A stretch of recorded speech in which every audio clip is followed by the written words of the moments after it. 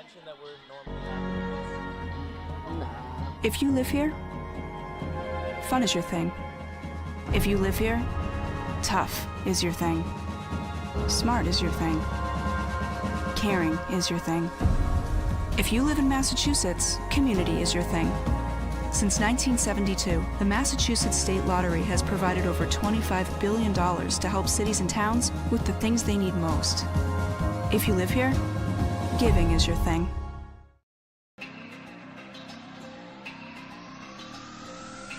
My family earns respect. My family clears bases. My family breaks records. My family wins MVPs.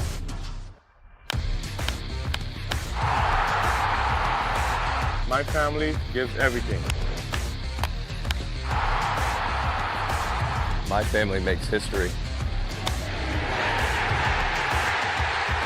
My family wins championships. There's no family. There's no family. There's no family. There's no family like my family. Join the fam. Join the fam. Join the fam.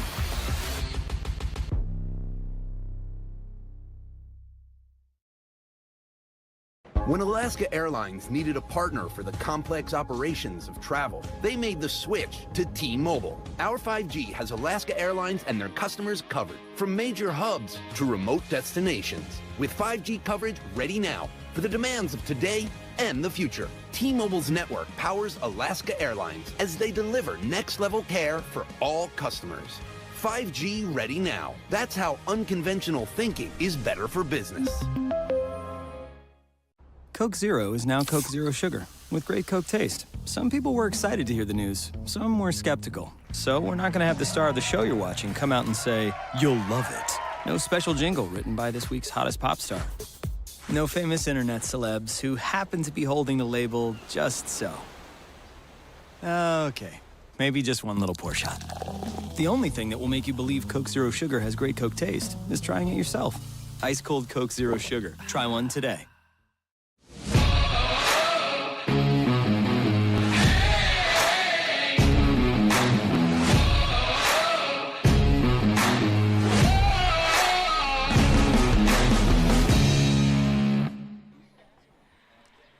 Live from Spillane Field, home of the Wareham Gatemen, just about 10 miles off of the Cape. It's time for Harbor Hawks Baseball. Hello, everyone, and welcome to Harbor Hawks Baseball Network. I'm Josh Schreiber, alongside me, Nico Sharp and Grant McNew. And guys, here in the 24th game of the season, Hyannis will look to keep the momentum after a fog-shortened game last night resulted in a win. Yeah, absolutely. it's a huge game. You know, we're talking about two teams in the West right next to each other in the standings. Currently, as we stand, the Harbor Hawks are 11-11 with one tie as they sit third in the West, while the Wareham Gatemen are 10-12-2 as they sit fourth in the West right behind us. Yeah, and we've been saying it all season long. Hyannis this year has been a 500 team. They'll win a couple, lose a couple, win a couple, lose a couple. Right now, sitting straight up 500 against a team that you've really played so well against. This should be a lot of fun, especially last night. The fog delay, like you said, a 7-4 win. It was just awesome.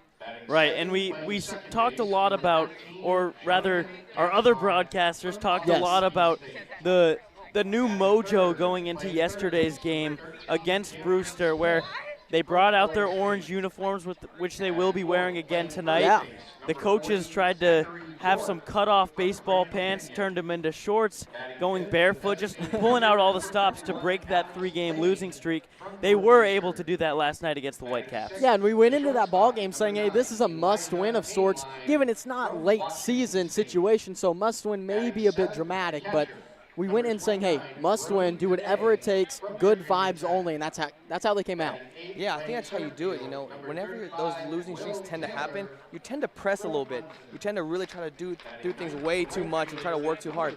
And the coaching staff just reminded them, hey, guys, it's baseball. This is supposed to be fun. You know, we're in summer league here. This is supposed to be a fun environment. This is a place you want to be. So I love that they did that. I love that we broke back out the orange jerseys. I'm really excited for this one.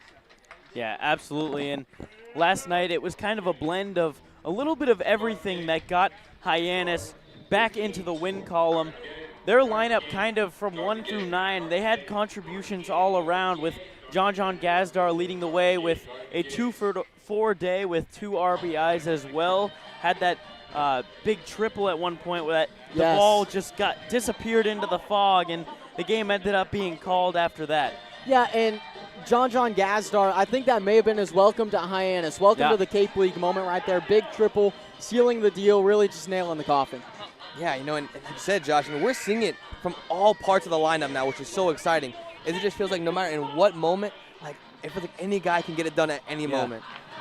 Yeah, and that's the type of quality you need, especially on the Cape, where you're going to be facing top-tier pitching night in, night out, 1 through 9 in terms of innings. So definitely big. And speaking of pitching, Jack O'Connor made his first start for the Harbor Hawks last night, and he pitched very well, going 3 1/3 innings, just giving up 2 hits, no earned runs, 5 strikeouts, and just 2 walks.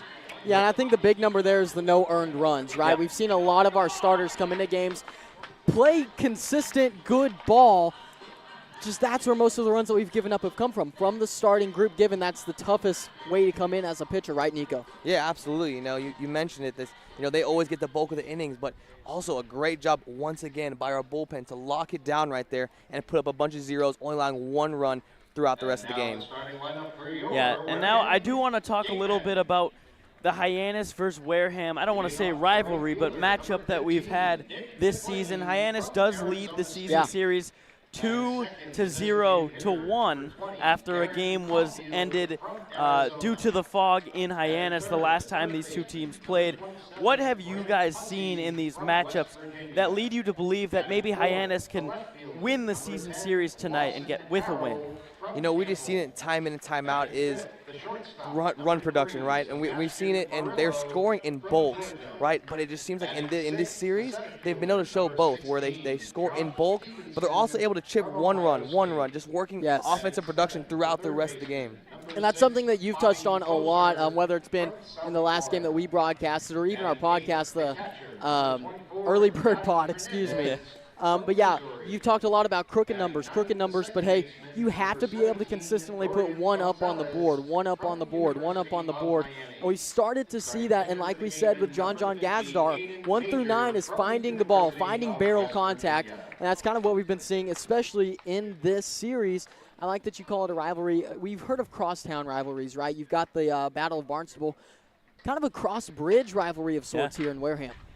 Yeah, absolutely, as these two teams fighting in the standings to try to overcome each other, stay out of that number 5 spot, and try to stay, in Hyannis' case, try to stay as far away on the win column, as far away from 500 as they can be. But it's really been the difference between these two teams. There's a lot of similarities in terms of statistics. The one big thing that stuck out to me was that Wareham, 30 errors on the season, Hyannis with just 18. A big discrepancy there, and it seems like the past 3 games, Hyannis has been able to win those games due to Wareham just beating themselves. Yeah, and you mentioned the 18 errors for Hyannis, given I believe it was 6 of those came in 1 game, right? So it's been good outside of 1 game, a really strong defensive performance this season. Yeah, absolutely. Clean defense, just getting off the field so quickly, allowing your offense to get back on the field and score some runs for you. So, whenever you just put it all together, it creates one clean game, which is why the Harbor Hawks have had their success. But a big thing is, and we touched on it a little bit earlier, is now we've got to win, now get another, right? It just seems kind of it's win, loss, back and forth. So I'm really hoping to see if we can start stringing some wins together to create a win streak here. And to try to create that win streak, it will be Zach Volker out of Iowa on the mound today for the Harbor Hawks. One of you guys, tell me about Zach Volker. Yeah, Zach Volker, like you said, out of Iowa. So far this year, he's got 2 starts. He's thrown 6 1/3 innings with an 8.52 ERA, and you see 8.52 and you go, whoa. Came both games against Cotuit. Cotuit has really known how to hit the ball well all season, not just against Hyannis, but overall one of the stronger teams, if not the strongest team in the Cape as it stands right now. Looking at his college season this past year, made 2 starts and had 15 total appearances for Iowa and held a 6.18 ERA. So you've seen that he's capable of playing big time And hopefully he comes out today against the Gatemen and performs well, right, guys? Yeah, absolutely. And you mentioned, Katua just seems like they were just seeing the ball well that day, in both those games. So it's just, when you have a team that can just swing it, he seemed to be making good pitches and executing most of his pitches, but they just seemed to be scoring them up that day. They were just seeing the ball well. Yeah, and the baseball ops team, which as many people know for Hyannis, they do their homework, but they already knew a little bit about Zach Volker coming into this season, and as he was a key piece in the team last season with a 1.97 ERA in 11 games, as on his way to be a Cape League All-Star last year for Hyannis. So it's only a matter of time before he starts to click, and maybe he can do so against a team like Wareham, where it's not quite the same level as what you're seeing with Katuitt. You're not throwing him out of buzzsaw. That's a big move for Coach Eric Beatty. Yeah, just super excited. To see him time in and time out and start developing, and I just can't wait to see him on the bump today. Now, on the other side for Wareham, towing the slab for them will be Aiden Major, but we are going to take a quick break for the national anthem. We'll be right back to talk about Aiden Major and just to call this game. It's going to be exciting. You're listening to Hyannis Harbor Hawks Baseball Network. Welcome you back down here at Spillane Field alongside the starting pitcher from yesterday, Jack O'Connor. And, man, thanks for coming on the pregame show here today. When you look at it, you had a stellar outing last night, 3 1/3 innings, didn't allow a run. What was working for you so well? Everything was working pretty well, which is, a good day to have. Fastball, slider, changeup, curveball were all there, especially the fastball command. When that's there for me, it's a big plus. So that was definitely a big one there for me. When you say the fastball command, is there anything different that you're doing to allow that command to be there for you in that situation? A little bit. It's really just making sure that my front side, my arm are just a little synced up. When I get a little disconnected, I'll lose command a little bit. And when I can really command the glove side of the plate, that's when I'll be good with my fastball. Love it. When you're on, and he was on yesterday. What has this experience been like, being on Cape Cod and getting to pitch in one of the most premier summer league experiences? Yeah, it's awesome. Just like the combination of guys in the dugout, just super high-level guys in my dugout, a lot of high-level guys in the other team's dugout. Not as good because we're the best. But, just playing against great talent every day and being with this group of guys has just been an awesome experience so far. Away from the baseball diamond, how have you been able to acclimate yourself here to Cape Cod, being the vacation destination that it is? I've gone fishing a lot, so I've been getting out in the ponds and the ocean a little bit, getting some fishing in, and then just going to the weight room that all of our guys go at, getting some work in over there. My family was here a little earlier, so we were kind of just taking it all in last week or so. So yeah, it's been good. O'Connor here on the pregame show as it rolls on from Spillane Field. Welcome back to Spillane Field here in Wareham, Massachusetts, as we're just about ready to get going. And guys, we didn't get to talk about the starting pitcher for Wareham, who will be taking the bump right now, and that is Aiden Major. Yeah, Aiden Major here. He's had 2 starts so far. This will be his 3rd start of the season. Has a 5.87 ERA so far. Has recorded 7 2/3 innings. He has 8 strikeouts, 5 walks, and 6 hits throughout those innings. So far in these games, guys, he's done really well, right? In both games, eating up at least a third of the game, and it seems like they kind of have a mentality that the Hyannis Harbor Hawks do as well, which is 3 and 3 and 3, having pitcher try to go 3 and then try to go bullpen style throughout the rest. Yeah, absolutely. His last time out against Orleans had a little bit of trouble with his control, walked 3 guys in just 3 innings, gave up 4 runs, 3 of them earned. That is against Orleans, a very good hitting team, as we saw firsthand last time we played them in Orleans, but he's looking to kind of have a bounce-back start here against Hyannis. And we're just about ready to get going. Oh, we're about to get the play ball, I think, from the kids. Yeah, gotta. Oh, no, they're not going to give them a microphone. Never mind. No.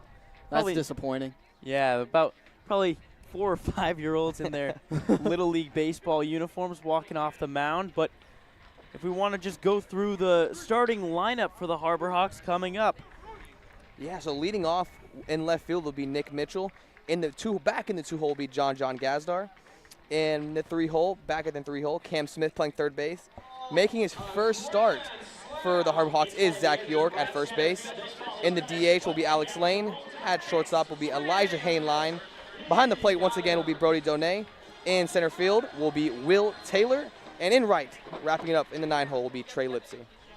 Yeah, so definitely a lineup that is starting to get going slowly but surely. And, you know, they always say you want to save your best baseball for the postseason and the run leading up to the postseason. So the offense really hasn't clicked quite yet, but you could tell that with runners in scoring position, they're starting to put together good at-bats. They're starting to make these comebacks at the end of games where even if they don't quite get the win, they're still putting together the at-bats that you need to see from a championship caliber team. Yeah, and you say that you want to get your best baseball right before the playoffs, like you said, right before the postseason. What you're seeing right now with our batting especially has been, it's like starting a classic car, okay? You're going to get, when you turn the key, that and then it roars to life, right? You're starting to get that right now, the early engine life from Hyannis as we start to approach the later parts of the season. Yeah, absolutely. You know, you guys mentioned, you know, we're starting to see us manufacture runs and really play well all together. You know, everyone seems to be clicking on all cylinders, and I just love the way we look on both sides of the ball. And one guy to look out for in this Harbor Hawk lineup is Zach York, making, I believe this is his first start of the season. He has gotten a couple at-bats, but guy from Grand Canyon University really had a fantastic season. He's looking to provide a spark to this offense. Yeah, for sure. All-WAC, second team, freshman All-American by Collegiate Baseball. Go ahead, Nico. Yeah, you know, I was going to say, he's gotten some pinch hit opportunities, had a big hit while we were there in Katuitt, and now getting his first start, so we're looking forward to see him string some at-bats together and see how he moves along throughout the season. Absolutely. As we're just about ready to go, here are your Wareham Gatemen in the field. We've got Harrell, Stevenson, and McLean in the outfield. As we'll continue this in a minute as Major is ready on the mound, Mitchell ready at the plate. First pitch is in there for a strike, and we are underway from Wareham. Starts him off with a fastball, went right at him right there. Mitchell, good take there as the ball goes away. Pitch, 0-1 pitch is fouled off just behind us, going to land on top of the school. And Mitchell down 0-2 right away.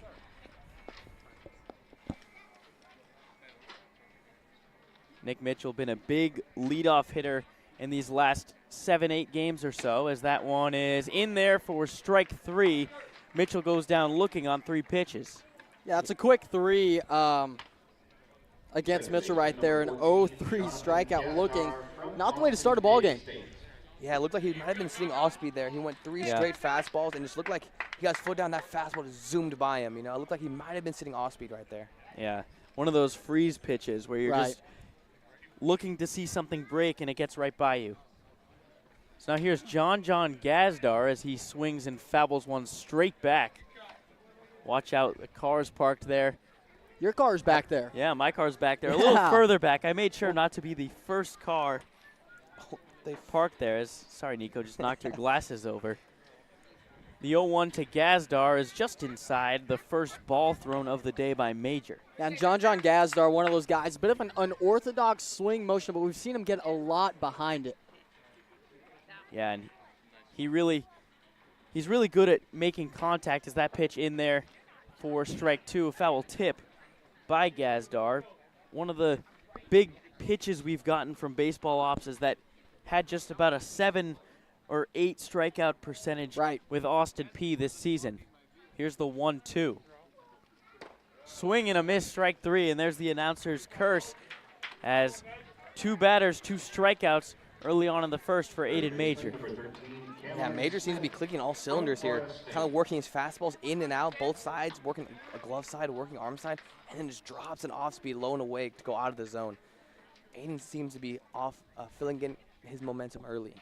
Yeah, whenever you get ahead in those counts, it makes your job so much easier. We talked about those 3 walks he had last time out as the first pitch to Cam Smith is right at the knees for strike 1.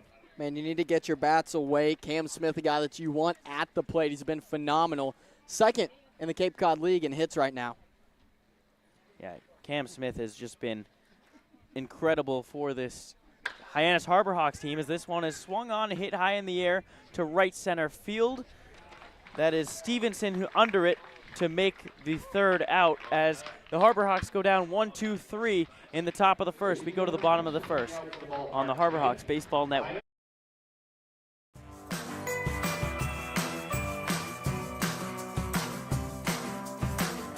A brilliant idea starts at the source. Through innovative design, we're taking steps to create a better future. Now, the pure fresh taste of Dasani comes in a redesigned bottle, up to 30% made from plants, and as always, it's 100% recyclable. Plant bottle, designed to make a difference. This BBB seal is a badge of honor. It's a sign that this is a business you can trust.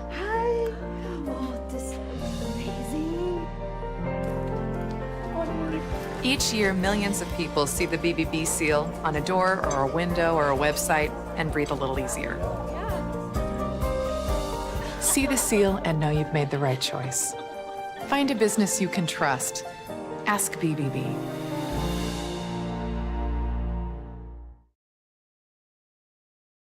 Bottom of the first inning here from Spillane Field. Hyannis went down 1-2-3 in the top of the inning. Now to the bottom inning, Zach Volker on the mound for the Harbor Hawks. He'll go up against the Gatemen lineup. Yeah, starting things off for Wareham is going to be the right fielder, Nick McLean, wearing number 15. Following McLean will be number 20, Garen Caulfield, the DH, followed by 27, Grant Hussey, the first baseman. Batting cleanup, number 10, Lawson Harold, the left fielder, followed by Sebastian Murillo, the shortstop, and Josh Stevenson, the center fielder. The back three going to be the third baseman, Bonnie Bozer, Jadir Hernandez, the catcher, and Dorian Gonzalez, the second baseman. Yeah, definitely slightly different lineup from what we saw last time. Obviously, David Glancy, Zach Stewart, two of the main cogs in this batting order. The last time we played Wareham, both no longer on the team. Nick McLean has really been a huge piece for this Wareham team. 2 homers already on the year against Hyannis. Yeah, absolutely, and that's what's so special about the Cape. You know, as you go out through the season, it's like you're never going to play almost the same team back to back. You know, we play them once, and then weeks go by, and you play them again, and it looks like a whole complete different offense with new pitching staff. I mean, that's what's so special about it. You never see, like, you're seeing the same guys. Eerily quiet here at Spillane Field. No music playing in the background, no anything. It almost feels like. And it was last time, too, right? Like, it was very quiet. Yeah, I don't like it. Vaguely remember some of the conversations. I don't want to call them conversations, but remarks we had that got the attention of some third basemen and and coaches catchers. and catchers. And catchers of each side. Yeah. So we'll see. I'm sure we'll have some of those moments again today. But now McLean stepping up to the plate as the first Gateman batter of the day. Hyannis Harbor Hawks wearing their orange jerseys that newly debuted yesterday. Got the win, so they decided, let's bring them out for another day, and they look pretty nice. Why not? Neon orange with the blue and white stripes along the sleeves, wearing the gray pants today. First pitch from Volker. Coming in, it is a strike just on the outside corner. Yeah, first pitch of the game going off speed there. I like that. You know, with Wareham, we have seen him attack early, so he just kind of flipped one over as a get me over off speed pitch there. Volker, the 0-1, is low. 1-1. Donay giving a point of approval with the glove, though. He liked where the location was. Now the 1-1. Popped up into right field. Trey Lipsy under it, and he will make the catch for out number 1. Yeah, Nick McLean being a tough out so far, hitting .308 on the year. So that's a great attacking him early and getting that first out right there. Yeah, McLean has gone to right field over the wall against Hyannis twice so far this season. That one not threatening at all. A couple steps in for Lipsy, but other than that, an easy play. First pitch is outside to Garen Caulfield, the DH for the Gatemen, batting second.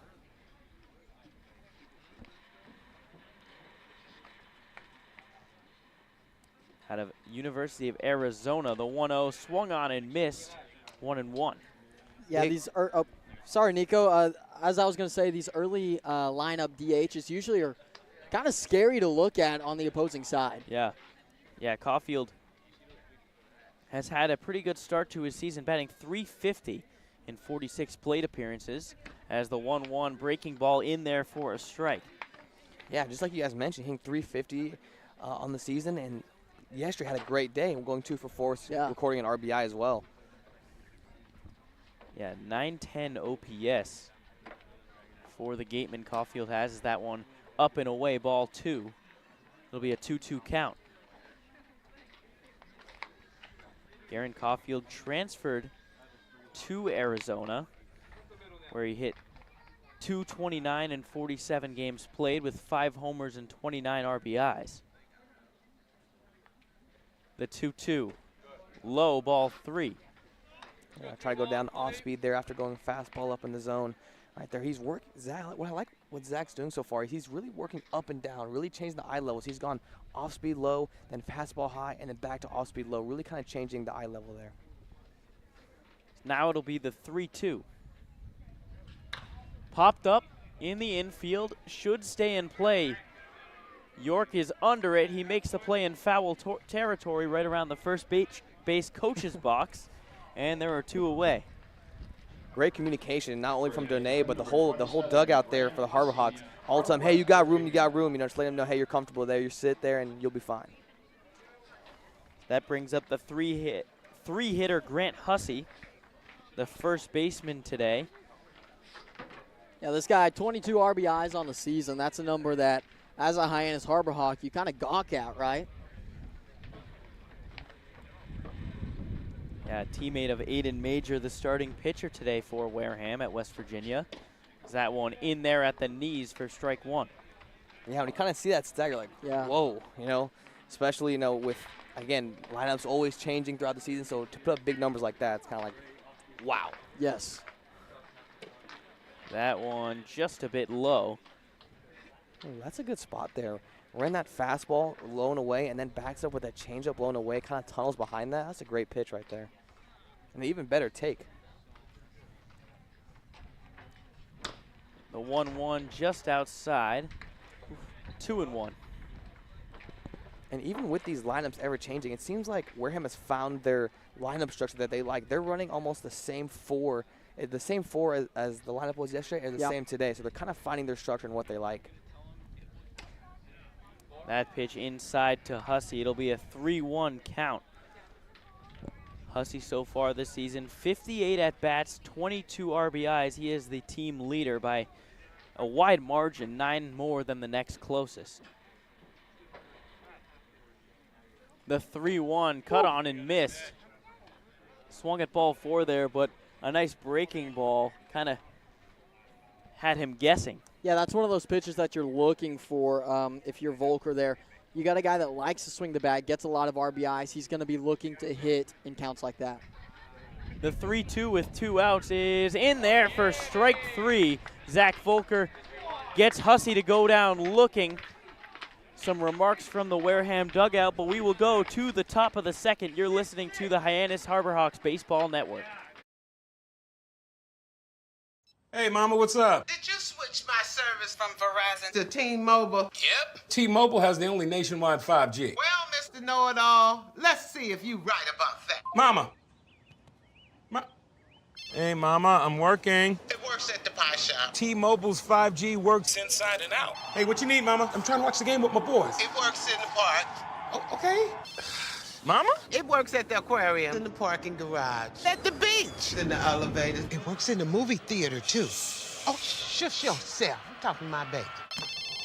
You're driving me crazy. I was just calling you to say thank you, baby. I love you. I love you too, Mama. Yes, Mama. It works in the kitchen. Tell Mama. Mama? 5G, it works in the club. Who are you in a club with? All about it. Tell Mama.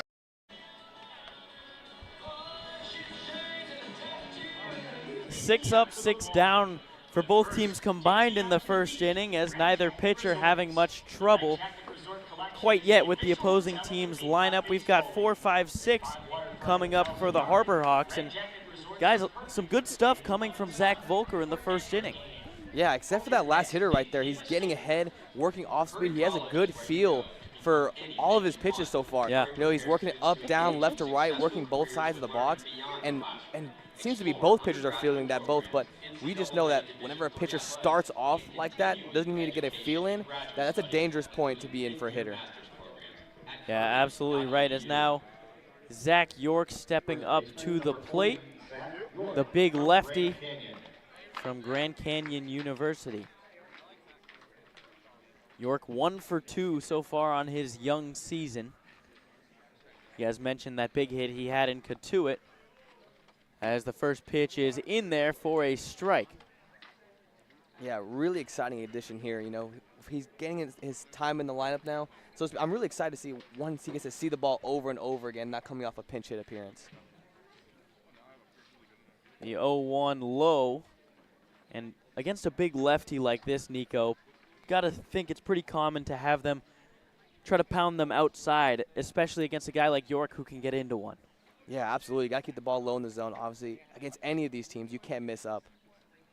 That one, a healthy hack fouled straight back, but he's on it. And Grant, as you like to say, just got to straighten it out, right? Yeah. A little league parent somewhere is smiling down on us.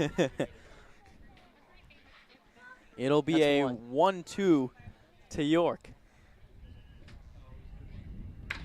Fouled right over us onto the top of the school. Yeah, there's a bird over there flying, and I thought the ball was going to hit it. Bird safe. It's a baseball call. Absolutely. Yeah, that's good play-by-play right there. Thank you. Not the only play-by-play doesn't happen on the field; it's also off the field. You know, we've seen that with all the little kids chasing the ball. You know, all this family atmosphere here. The 1-2 is low. York spits on that one. 2-2. It's a great take after seeing a fastball low in the zone to take a slider, back foot right there. Catcher nods in approval. Hey, that's a good pitch. That's where we wanted it. York seemed to be seeing it well, too. Kind of shook his head no as it was going by him. The 2-2 cut on and missed, strike 3. And that's out number 1 for Aiden Major. Yeah, not a bad at-bat there. You see a couple foul balls come in and swinging at one a bit low. You know, early ball game, I don't think I hate going out that way. Yeah, fouled some tough pitches off, and now he gets to go back to the dugout, and I think he saw a changeup there that last pitch, so he kind of saw a lot of the arsenal right there, so he'll be able to go back and relay what he saw to the dugout. So here's Alex Lane. He takes the first pitch for a ball low, and Lane had a nice day yesterday, going 1 for 2 with 2 walks. First baseman, a tall guy standing around 6'5" out of Northeastern. Can really put a charge into the ball. That one is off the label of the bat, blooped into right center field. It drops down for a base hit just out of the outstretched arm of Dorian Gonzalez, and Hyannis has the first hit of the ball game. It belongs to Alex Lane. Yeah, we talked about the power right there, but that one just hit off the end of the bat right there, just blooping right over, found some grass. Yeah, and that still speaks to his power, not really getting a solid hit, but you're popping it over to the outfield. Beautiful batting. Yeah, Dorian Gonzalez kind of running back. One of the toughest plays going back on a ball. Reached out with his outstretched arm, couldn't quite get it. Now it's Hainline, grounder up the middle, double play ball. There's one onto first. It's an easy double play as Aiden Major gets out of the jam in one pitch as we go to the bottom of the second, all tied up at 0. We all have obstacles, challenges at different points in life. I still push myself every single day, and the harder I push myself, the more I find myself drawn to wearing UFOs. The first time I put on a pair of UFOs, it was like someone released the pressure. It was so crazy. When you are recovered and can do more, that has a compounding effect on all aspects of your life. Stepping into a pair of UFOs, they're truly one of a kind. There's nothing like them. Best ever? Good question. Wait, why do you sound like Dr. J in your head? I've always sounded like Dr. J in my head, which means Dr. J's outside voice sounds like... inside voice? Which Coke? The doc would know. He got the world to call him doctor without going to med school. There's only one best ever.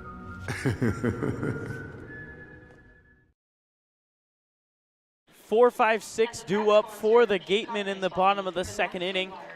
Alex Lane getting the first hit of the ball game last inning, but then quickly erased on the double play ball by Elijah Hainline.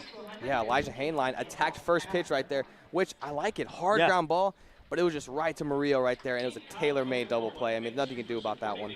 Yeah, shout out to our producer for the day, Jacob Irons, taking over our typical duties, but we know Jacob Irons loves those first pitch swinging. You get a lot of fastballs in those counts, and we saw it a lot yesterday against Brewster, especially in that 3-run inning that they had that kind of solidified the game. And Elijah Hainline trying to make do with that first pitch, just not able to put it in the right spot. Absolutely, you know, I mean, a lot of times that first pitch, if you're knowing, hey, he's attacking early fastballs, you may settle on that fastball. So when you get it, you're gonna hit it hard. So I like it right there, especially early in the game. I like it. Attack it early, hit it hard, just right to him. So it will be Lawson Harrell due up for the Wareham Gatemen as he's getting ready for the first pitch. And it is cut on and missed, strike one. That was a tough pitch, a lot of velocity behind that one. Yeah, another first pitch strike for Volker. Here's the 0-1. Cut on and missed again, 0-2. Yeah, that fastball seems to be getting on him quickly. A lot of late swings so far early in this game. Yeah, and he started the first inning with 2 straight off speed, so changing the pace a little bit here. Here's the 0-2. Up and away, 1-2. Lawson Harrell, a senior out of Campbell University, originally from Shelby, North Carolina. It's a good state. You approve of the state, Grant? I do. The 1-2 is low and away, ball 2. Off-speed pitch. Almost got Harrell to bite, but not quite. Yeah, good idea on 1-2 right there, just trying to get it off the plate.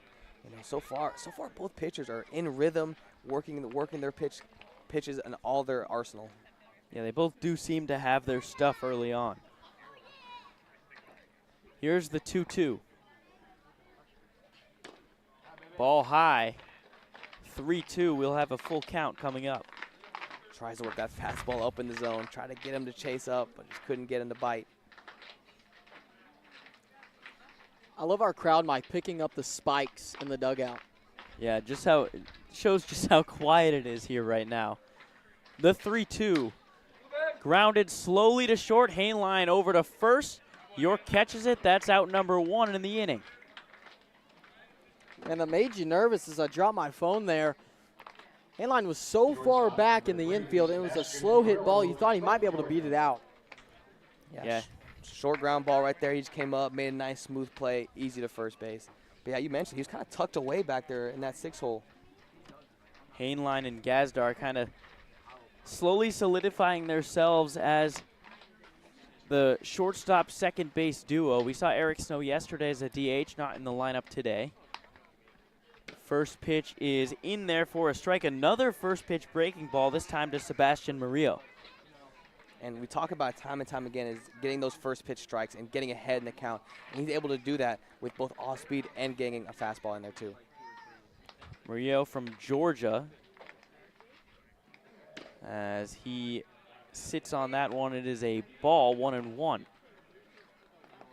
266 in 54 games last year for Georgia, 6 homers and 23 RBIs. As this one is popped up in foul territory, it will get out of play. Oh, off the shed. Yeah, off the shed by first base, and it bounces. Oh, it's in the field. Yeah, bounces into fair territory. Good job by York. Yeah. Tossing it to our first base umpire today, Sam Finn, who throws it right into the Harbor Hawk dugout. Volker, the 1-2 to Murillo. Just a bit low, 2-2.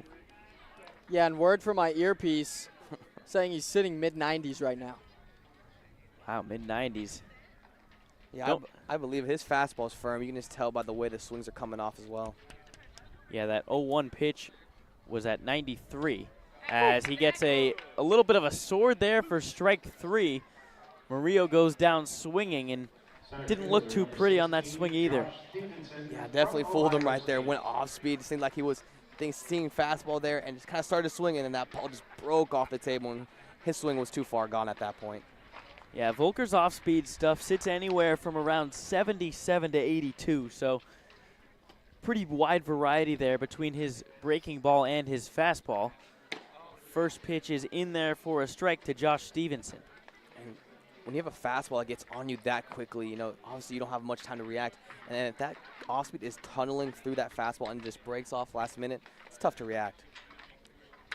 This one is popped up into right field. Lipsy ranging in. He will make the catch on the run for out number 3. Another 1-2-3 inning for Zachary Volker. We go to the top of the 3rd here on the Harbor Hawks Baseball Network. Diet Coke? Who are you, my mom? You should be so lucky, because you know what moms do? Well, I suppose we should start with the whole giving you life thing. It seems like that should be enough. No? Okay. What about her ability to send shockwaves through the neighborhood without saying a word? Or whip up a ridiculous handmade costume that you forgot to tell her about. Not to make you happy, but because she had a reputation to uphold. She invented rideshare, called it carpool, and did it for free. She didn't need those dating apps either. You copied her jeans, her spin, her shoes, her scrunchie, and whether you realize it or not, her music. Why not? Oh, and she can win any argument in 4 words. Because I said so. Everything you're trying to do, she's already done.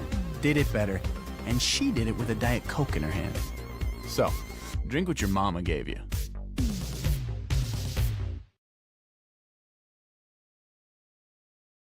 Third inning here from Spillane Field. Zeros across the board so far, just 1 hit between either team. That was Alex Lane in the last inning. It'll be 7-8-9 for the Harbor Hawks with Brody Donay leading us off.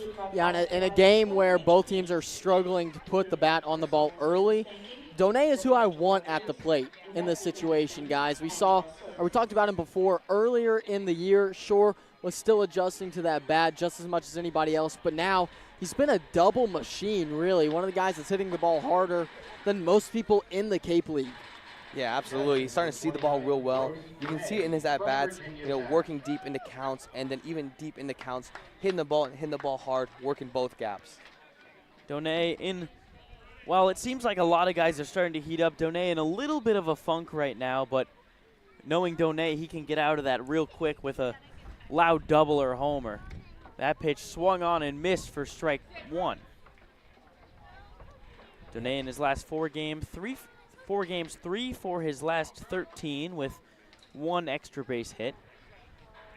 So not too bad, but not quite Brody Donay as he swings and misses at strike 1. Yeah, and one thing that I've heard some people say is that he's been behind some of the fastballs. That one he was perfectly in time for, just missed it just barely. Yeah, he's been attacking early but not able to make contact. Feels like we're seeing a lot of 0-2 counts with him. That pitch swung on and missed, high cheddar. And Donay goes down swinging on 3 pitches, 1 out. Aiden Major really showing out right now, guys. Yeah, made that pat look easy. You know, went 2 off speed because, you know, as you guys mentioned, Donay is early in the count here, loves to swing it, loves to go right after it.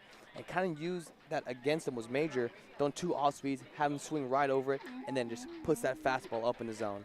And Major right now 4 strikeouts already. Yeah. Yeah, Major looking real sharp early on as this first pitch is in there for a ball to Will Taylor. 1-0. Yeah, Will Taylor, a fan favorite. They like to call the Will here. Well, I guess not here at McKeon, but at the games. Yeah, and a little bit of background after this 1-0 pitch is grounded to third, just past the diving third baseman into left field. Taylor taking a turn for 2. He'll get in there standing up. It is a 1-out double for Will Taylor. Man, and that is part of the reason that he's become such a fan favorite. He is so good at getting on base, guys. Will Taylor showing off the speed a little bit, turning that into a double, and that ball all the way down the line never went foul. It stayed fair the whole way. And if we are at home, you may start to hear the whale call for Will Taylor. I believe one of our broadcasters once accidentally called him Whale Taylor. And it stuck. And yeah, it really stuck. He's been a fan favorite for that reason. As the first pitch to Trey Lipsy in there for a strike. Trey Lipsy swinging right over the top of that one. Yeah, and the Whale Taylor thing, it's very similar to Ted Lasso, Wonder Kid, right? You remember that Wonder Kid from Nathan Shelley. Very similar. Not sure I can relate to that one. I Yeah, actually you have don't not watch seen it. Ted Lasso. Second pitch is foul just over our heads for strike number 2. Trey Lipsy hitting 190 on the year so far. Had a really slow start to his Cape League season, but has started to get going. Seeing a lot of pitches, taking some walks, a lot of hit by pitches, and now in an 0-2 count. 0-2, runner on second, 1 out. That pitch is low, ball 1, 1-2. Now, guys, right now, if you're head coach Eric Beatty, are you thinking somewhere in the back of your mind to send Will Taylor to third? I don't, just because, with the lefty up here to the plate, and he's already on second base, already in scoring position, you're hoping to, and with Lipsy hoping to do a job here. Lipsy fouls that one straight back. It'll be one of Hyannis' ball boys on the run to get that one. I have to agree, Nico. We saw Yadi Hernandez behind home plate showing off his arm at Fenway. Wareham went just before Hyannis, I believe it was, and he has a cannon back there, just transferred to Mizzou from Seton Hall. It'll be a 1-2 to Lipsy. Taylor dancing off second. He lines this one into center field. Stevenson coming in on it. He can't get it, but Taylor had to go back to second. It'll be first and second with 1 out. Yeah, awkward spot right there for Will Taylor on second. That ball, one of those shorter ones into the outfield, and it looked like for a moment that Stevenson was going to make the play, the diving grab, but it bounces out of his glove. Yeah, tough play right there, because so what Will Taylor's doing right there is when he gets on second base, he's looking, what does the defensive lineman look like? Is this guy pulled, this guy back? And so he makes a read. That ball, look at is falling in. So Will actually started running towards third right there. Had to put on the brakes as he sees him diving right there. Tries to run back, ball falls, kind of gets left in between. Yeah. Good call to stay at second overall, though. Well, what we're saying now with that hit from Lipsy is the bat's starting to warm up for Hyannis, and we've seen this in other games. Once they start going, they really start going. So let's see if Hyannis can scrape a run across here against Aiden Major. Runners on first and second, 1 out, top of the order. It's Nick Mitchell. First pitch to him, lined into right center field. Stevenson on the run. He won't get there. It'll roll to the wall. Taylor running around. He'll score. Here comes Lipsy. Mitchell heading to third. Lipsy will score. It's a 2-run triple for Nick Mitchell. And Hyannis on the board first. They lead 2-0. Wow. Man, go ahead, Nico. Wow, just talk about on time right there. Puts that ball in the right center gap. Nick Mitchell, the lefty hitter, catching that ball out front, smoking that ball into the right center gap. Yeah. Get a 2 RBI. Huge hit right there. Luke Combs, when it rains, it pours, and right there the triple, scoring 2 for Hyannis. Outstanding piece of batting from Nick Mitchell. He's a leadoff batter for a reason, fellas.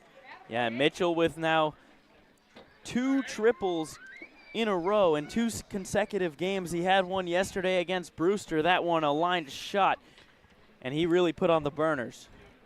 Now it's John Gazdar, check swing, but he did go for strike number 1. Yeah, as John approached the plate here, we got the infield in for the Gatemen. As it's a 2-0 game here in the top of the third, they have the infield in already. The 0-1 is grounded softly. Nick Mitchell will score. Play is to first. They get the out. And there are 2 away as Hyannis takes a 3-0 lead. Nice piece of hitting by John Gazdar. Yeah, it's a good swing right there. Even with the infield in, he pokes it. Second baseman had to run to his glove side and just could not make the play at home. That's an easy RBI there. Good swing there by John right there to get the RBI. So that'll clear the bases now with 2 outs for Cam Smith. First pitch he takes for ball 1 high. Smith flew out to right center field, was caught by Stevenson, the center fielder. Hit the ball pretty hard his last time up, though. Here's the 1-0.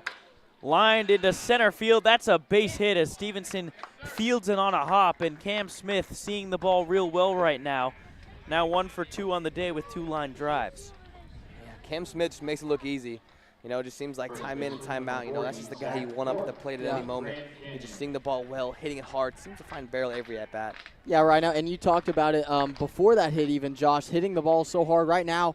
The wind blowing 6 miles per hour north, which is that way. Very good for the offensive side. And there you saw it help out with that hit. There goes Cam Smith on the move. Yadi Hernandez throw to second is in time. Cam Smith gunned down by Yadi Hernandez. So we go to the bottom of the third, but not before 3 runs on 4 hits from the Harbor Hawks. We'll send it to Jacob Irons with a sideline report. Why, thank you, guys. Appreciate it. Summer ball is one of those situations where you're able to see guys that you played with earlier in your career. And that's the situation we see here today between Zach Volker, the starting pitcher for the Hyannis Harbor Hawks, and the designated hitter here today, Garen Carfield. Both of them played at San Joaquin Delta College in 2020 and 2021. Both of those guys, due to their season in COVID, both of them were canceled. But it gets even better. They played in high school together. They played high school. And then when Volker was looking to transfer, Caulfield asked him and called him up, said, hey, you ever thought about coming to Arizona? And said, no, I think I'm going to go to Iowa, and went to Iowa automatically after that one. So a really strong connection between Volker and Carfield here that's able to be reignited on this diamond today between Wareham and Hyannis. Back to you guys in the booth. Wow, pretty cool story there. Thank you so much, Jacob Irons. Doing a little bit of everything today. He's producing. He's normally a broadcaster. And today, filling in for our very own Bria Losick with the sideline report. And, hey, Zach Volker, Garen Caulfield. If I'm Caulfield, I might be taking that a little bit personally from Volker. You know, not staying away from all the warm temperatures in Arizona, deciding to go to Iowa instead. And I guess he's happy with his decision. Yeah, I would say it worked out for him, but I mean that's a cool story though. Yeah, it's just a cool story. Just a cool story, right? So I mean that's just cool because they know whenever you come out to the Cape, it's always guys that you know usually you don't play with, and so getting to see a guy that you know real well is a super cool story. So it'll be 7-8-9 for Wareham this inning. Garen Caulfield due up 5th as Volker cruising right now just through 2. With the bottom of the order up in Bobby Bozer. First pitch fouled off over the, I'd say the Hyannis Harbor Hawks dugout on the right side. Thought I was going to hit light pole there. Thought we had light pole. Yeah, I really thought we it did was. Too. It kind of bent just around it. Yeah, I don't think Adrian the bat boy was getting to that one. No, that would be one heck of a leaping grab. That pitch in there for strike 2, and quickly Bozer down 0-2.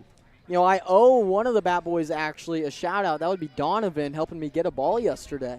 Yeah, he didn't believe that you'd shout him out. No.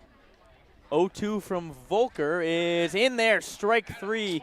Bozer goes down looking on a breaking ball that kind of just froze him. One away. Yeah, just buckled his knees a little bit right there. You know, kind of flipping him early, went back to fastball, and then flipped it again, just buckled his knees for a second.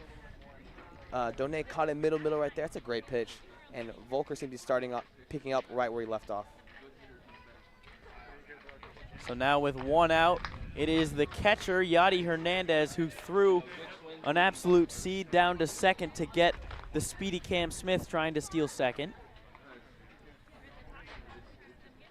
0-1. Ooh, a healthy hack, 0-2. And Yadi Hernandez just about swung quite literally out of his socks and shoes. Yeah, I don't know about healthy. I think he overindulged with that swing. Yeah. Yadi Hernandez, I will say, one of my favorite non-Harbor Hawks, just puts on a show as that one roped into right field. Lipsy coming in, makes the play, and there are 2 away. Yeah, it's a pretty big swing back-to-back. You know, Hernandez, guy who does it on both ends of the field. Obviously, we just saw him throw out Cam Smith, who has could run pretty well. Yeah. And then a good hard line drive into right field there, using his hands, driving it straight up to Lipsy. Yeah, definitely a solid piece, especially on an 0-2 count, with Volker looking as sharp as he has been. So that brings up the 9-hitter, Dorian Gonzalez. He takes strike 1 at the knees. Yeah, it just seems like Volker just finding a way to get that first pitch strike, whether it's fastball, whether it's off speed, low, high. It seems like he has command of all of his pitches so far. He's putting him behind. The 0-1 at the knees again. Looked like a very similar spot from this angle, 0-2. And we have a pretty solid angle here, perched on top of the Wareham dugout, right around the third base line. It'll be an 0-2 with 2 outs to Gonzalez. That one a breaking ball low and away, 1-2. Yeah, we touched on it a little bit last time we were here. We're right above their dugout, and they can hear almost everything we're saying. You know, there's no secrets amongst us all. Yeah, we talked about that a lot last time we were here. The 1-2 is away. It looked like a fastball that time. Yeah, and they heard us talk about it a lot last time we were here, too. Yeah, you guys had a little mini conversation, Grant, last time you were sitting over here. Yeah. I remember you had, I don't know who you were talking to, but you had a little I conversation. believe it was a manager. Yeah. 2-2, 2 outs to the 9-hitter Gonzalez, up and away. 3-2 as Donay takes his time, takes a couple steps over the mound to Volker, who is going to take his time before this 3-2 pitch. Nico, as a pitcher, is that something that is worrisome when you're taking that trip around the mound, or is that something you say, okay, he's focused up? I think it's just kind of a reset idea. You know, you threw a couple balls in a row. That one you missed kind of high. Just kind of reset. He took his hat off, hand through the hair. Just a reset. 3-2 is fouled off just above us once again. A lot of balls going really right over our heads here on top of the Wareham dugout and flying off towards the school behind us. Wareham High School. The 3-2 again is just outside for ball 4, and Wareham has their first base runner of the day. Dorian Gonzalez will go to first base. Yeah, and it took 3 innings, well, 3 2/3 innings to get somebody on base. That's pretty healthy if you are Volker on the bump. I'm going to check you there. 2 2/3 innings. 2 2/3. You know what I meant, though. No, of course I knew what you meant, but just have to clarify. Yeah, you know, stay accountable. I like it. So Dorian Gonzalez has his leadoff first. The first pitch to the leadoff hitter, Nick McLean, is bounced foul on the first base line. Yeah, got to keep each other accountable, you know. Pass it on. Pass it on. Good call. Dorian Gonzalez on first base. A little bit of a steal threat. He is 2 for 3 so far, caught stealing once. That pitch fired down to first base, not in time. Brody Donay tried to back pick Gonzalez, but he was there in plenty of time, diving headfirst back. One of those pitches that I'm not upset that it was high. I think that helped Donay get up in time to send it to first. Yeah. So it'll be a 1-1 to Nick McLean. Froze him. 1-2. Delayed steal by Gonzalez. He slides in safely. No one was covering second base, and kind of a lack of communication there by the Harbor Hawks allows Gonzalez to end up in scoring position. Yeah, if anyone's on second, Donay, I think, is throwing that out with ease. Yeah, that was just a perfectly timed delayed steal right there. Caught everyone off guard, kind of kept everyone quiet. Yeah. Easily stole that bag. It'll be a 1-2. Nick McLean goes down swinging. Ball gets away. Donay will throw to first base for out number 3, and the stolen base comes to nothing. So no runs, no hits, 1 walk, and no errors. We go to the top of the 4th inning on Harbor Hawks Baseball Network. That chip on the shoulder, that started at a very, very young age. People's expectations are, they're cool, they're fun, but mine are bigger. You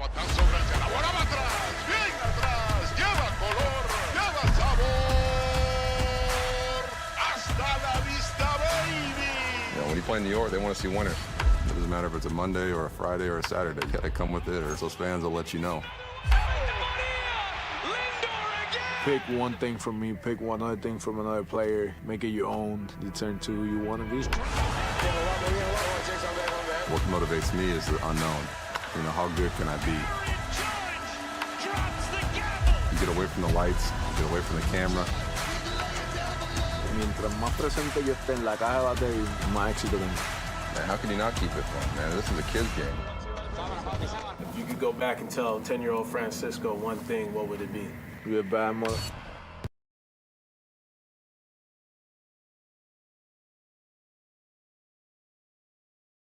Welcome back to Harbor Hawks Baseball Network.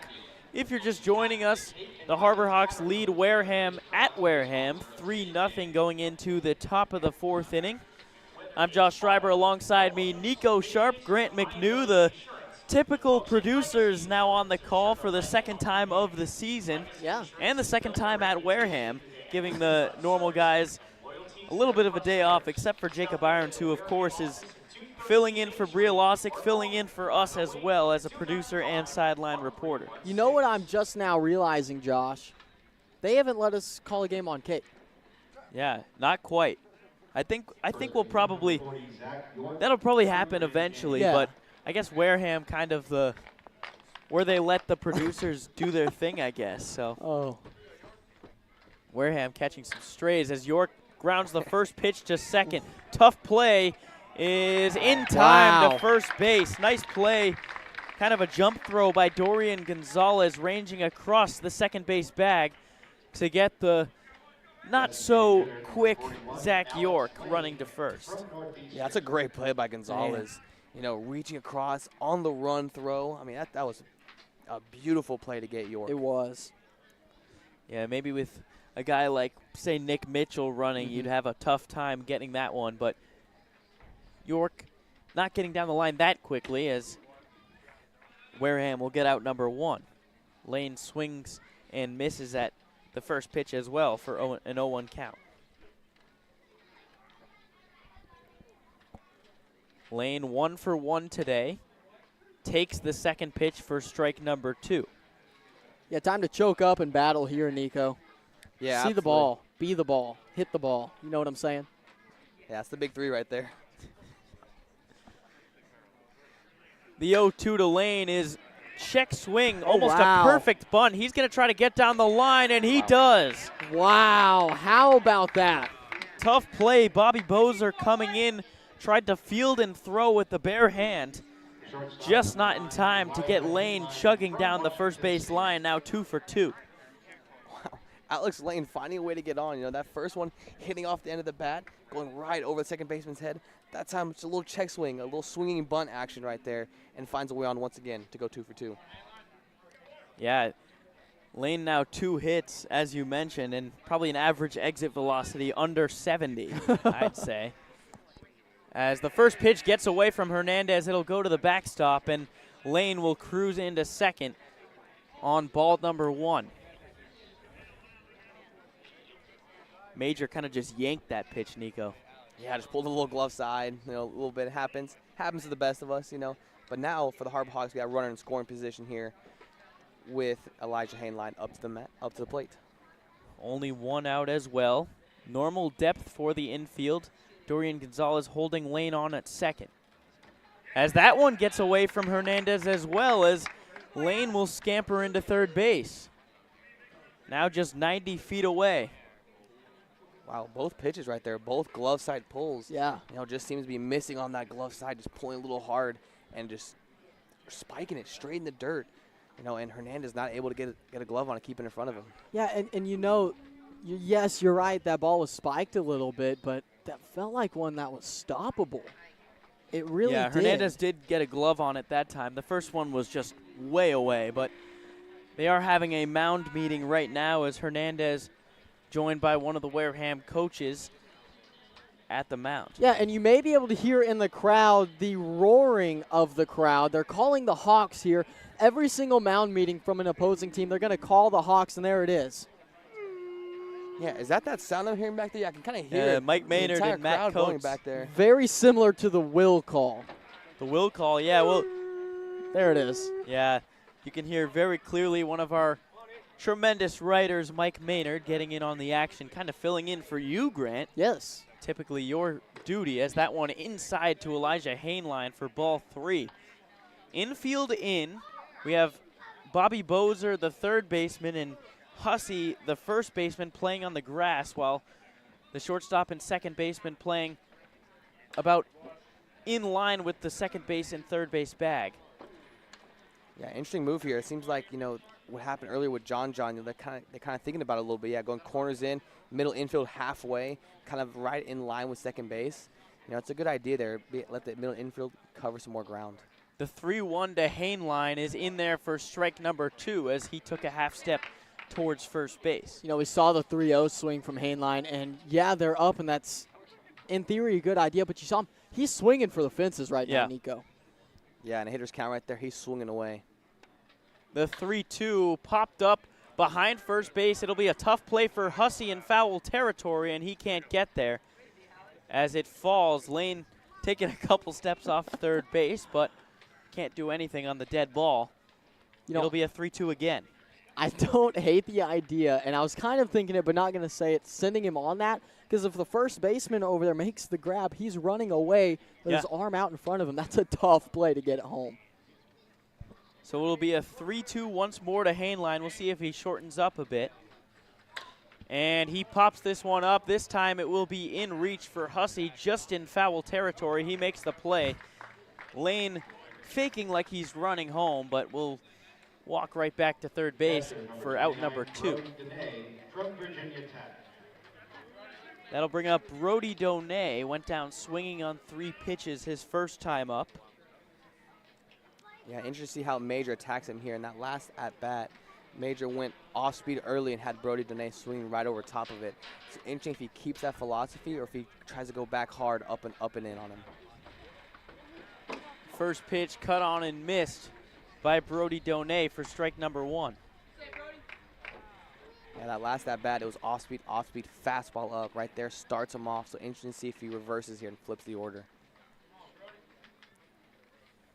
The 0-1 pitch. Lined into left field. It'll be a base hit over the leaping try of Bobby Bozer. Donay rounding first. He's heading to second. The throw not in time and offline. It'll be a RBI stand-up double for Brody Donay as he gets it going here in the 4th inning. 4-0 Hyannis. Yeah, we talked about it earlier. Just a doubles machine. Yes. He finds barrel. He just swings so hard. Finds barrel, puts that ball down the line. Stand-up double for Donay.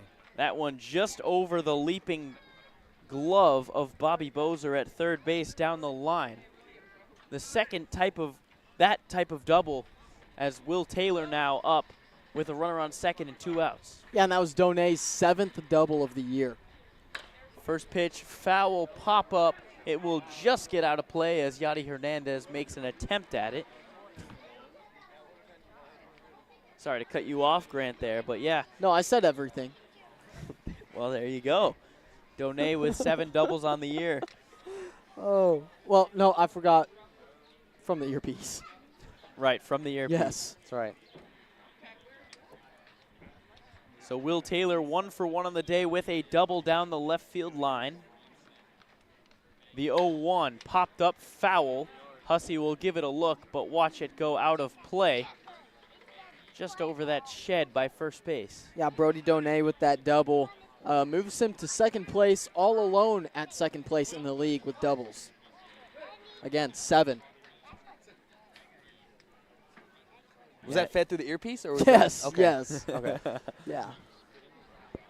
We got a great production crew here feeding us that info through the earpiece tonight. Shout out Jacob Irons. Yeah, I was about to say, it's just Jacob Irons. Yeah. The 0-2 pitch is away, and a weird catch there by Yadi Hernandez. Caught that in the palm of his glove.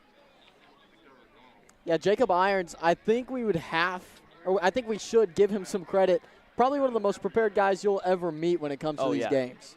Yeah, we would not be as successful as we are. I guess if you can call us successful on the call, as that pitch low and away for ball 2 without Jacob Irons' help and his preparedness.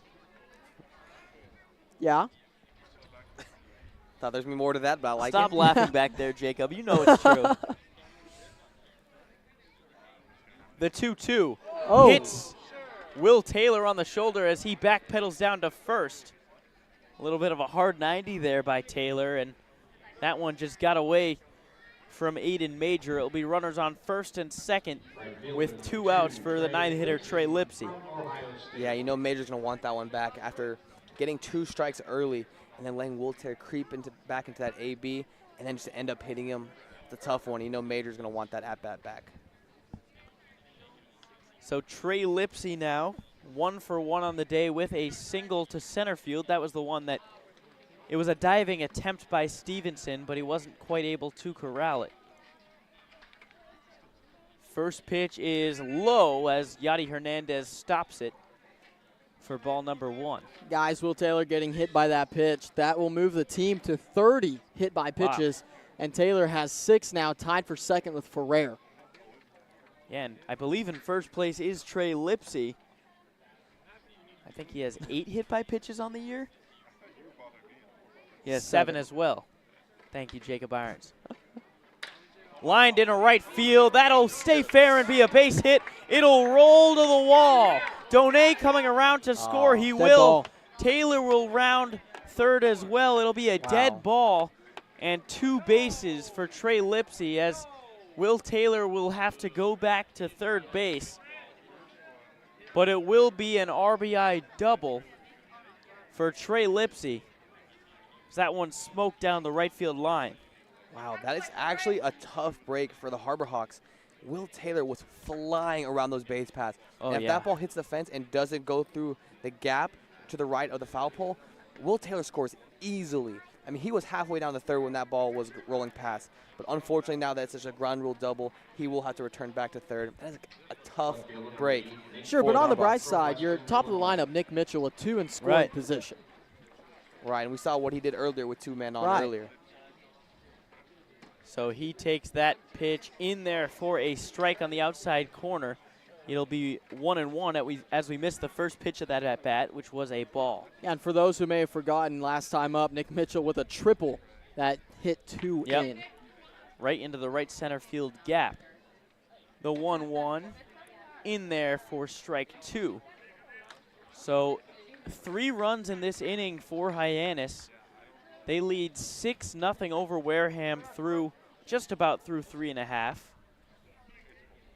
Trey Lipsy on second, Will Taylor on third, with the leadoff hitter Mitchell up now as he fouls this one straight back onto the top of Wareham High School. And hitting is just so contagious. You know, we keep speaking about it over and over and over again, but so far Major was settled in, going 6 up, 6 down, right? And then now all of a sudden we put a 3 in a 3 spot to make it 6-0 in the last 2 innings. Yeah, Hyannis starting to really see the ball well. That pitch in there, lined into left center field. Stevenson is under it, and he will make the grab for out number 3. But not before Hyannis putting up another 3 spot. Their bats are looking good here in Wareham. They lead 6-0 going into the bottom of the 4th inning. Hey, Mama, what's up? Did you switch my service from Verizon to T-Mobile? Yep. T-Mobile has the only nationwide 5G. Well, Mr. Know-It-All, let's see if you right about that. Mama. Hey, Mama, I'm working. It works at the pie shop. T-Mobile's 5G works inside and out. Hey, what you need, Mama? I'm trying to watch the game with my boys. It works in the park. Oh, okay. Mama? It works at the aquarium, in the parking garage, at the beach, in the elevators. It works in the movie theater, too. Oh, shush yourself. I'm talking to my baby. You're driving me crazy. I was just calling you to say thank you, baby. I love you. I love you too, Mama. Yes, Mama. It works in the kitchen. Tell Mama. Mama? 5G, it works in the club. Who are you in a club with? All about it. Tell Mama.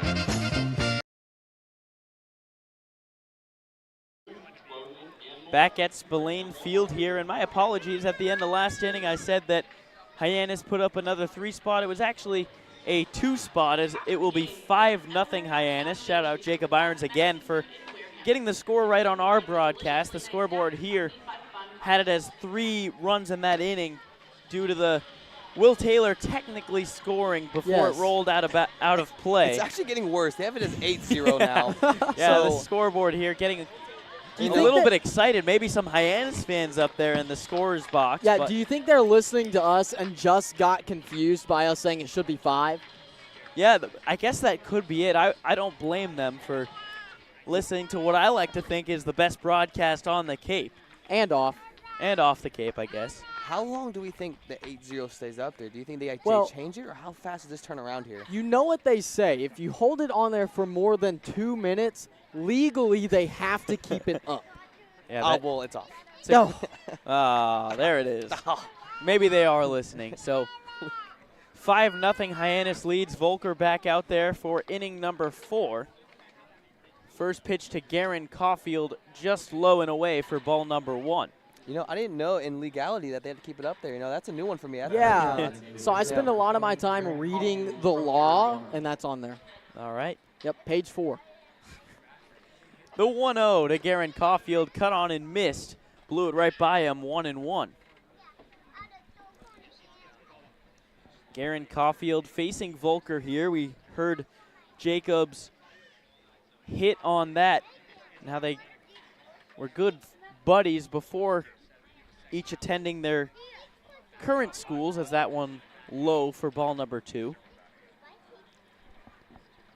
Yeah, interesting to see how Volker snaps back here. You know, after you've been in the dugout for a long time, back-to-back innings, you're kind of just sitting there for a while. So let's see if he is able to keep his arm loose and be able to stay hot. Caulfield flew out. He popped out in foul territory his last time up. That one in there for strike number 2. Garen Caulfield hitting .350 coming into the game today. Him and Nick McLean have really been the best hitters for Wareham this season. This one popped up as well. Donay will have some space. He throws the mask away and drops the ball. Brody Donay had that one in his glove, then went from his glove to his bare hand before falling to the ground. And we'll see if Garen Caulfield can capitalize off the mistake. Yeah, you know, a wise man once said, you make big boy mistakes, you pay big boy consequences, especially in baseball. Hopefully that's not what this turns out to be. But that right there, you thought that Donay was going to be able to come up with that through the bobbles. So it'll be a 2-2 pitch again. Grounded to Hainline at short. Backhands it. Throw to first is in time for out number 1, and Donay's error does not come back to bite. We get 1 out in the 4th inning. Yeah, you know, it just seems like baseball works that way sometimes. You know, whenever someone makes a mistake, teams always seem to capitalize. That's a great job by Volker to pick up Donay right there. Yeah, 2018, Nico. What team am I thinking of? You're thinking of Arkansas. I am. Yeah, I know. That was a tough one for you guys.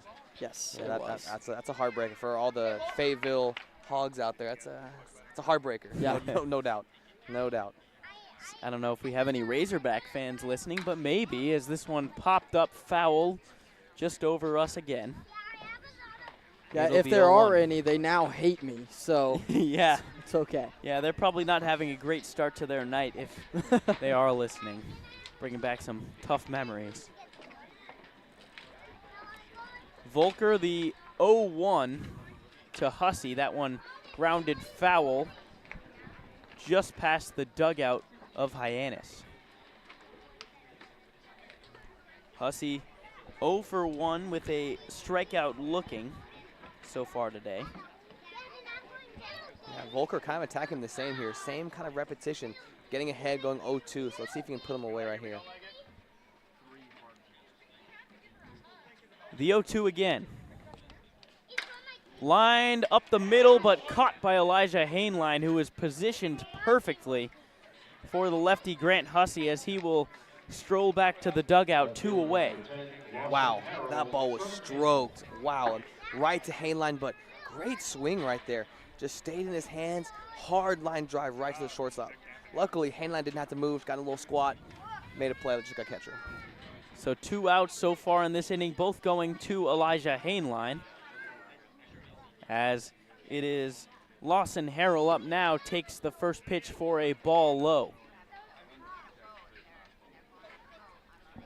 That pitch was 92 miles an hour that was caught by Hainline probably came off the bat even harder. Is that one a slow grounder to third? Cam Smith comes up firing, low throw, but picked out of the dirt by York for out number 3 as Volker gets the Gatemen to go down 1-2-3 once again. We go to the top of the 5th on the Harbor Hawks Baseball Network.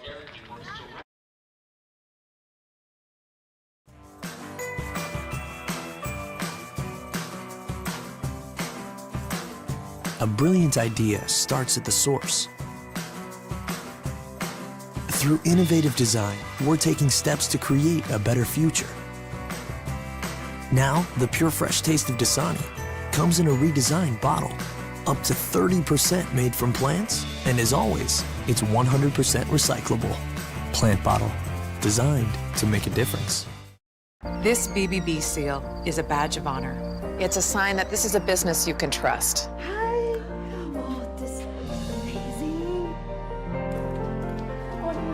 Each year, millions of people see the BBB seal on a door or a window or a website and breathe a little easier. See the seal and know you've made the right choice. Find a business you can trust. Ask BBB.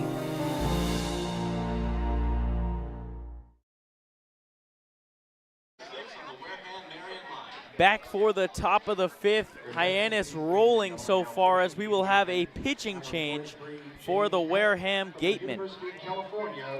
And while we get that pulled up, Hyannis, the last 2 innings, 3 runs in the third, 3 runs in the third, and then 2 runs in the 4th.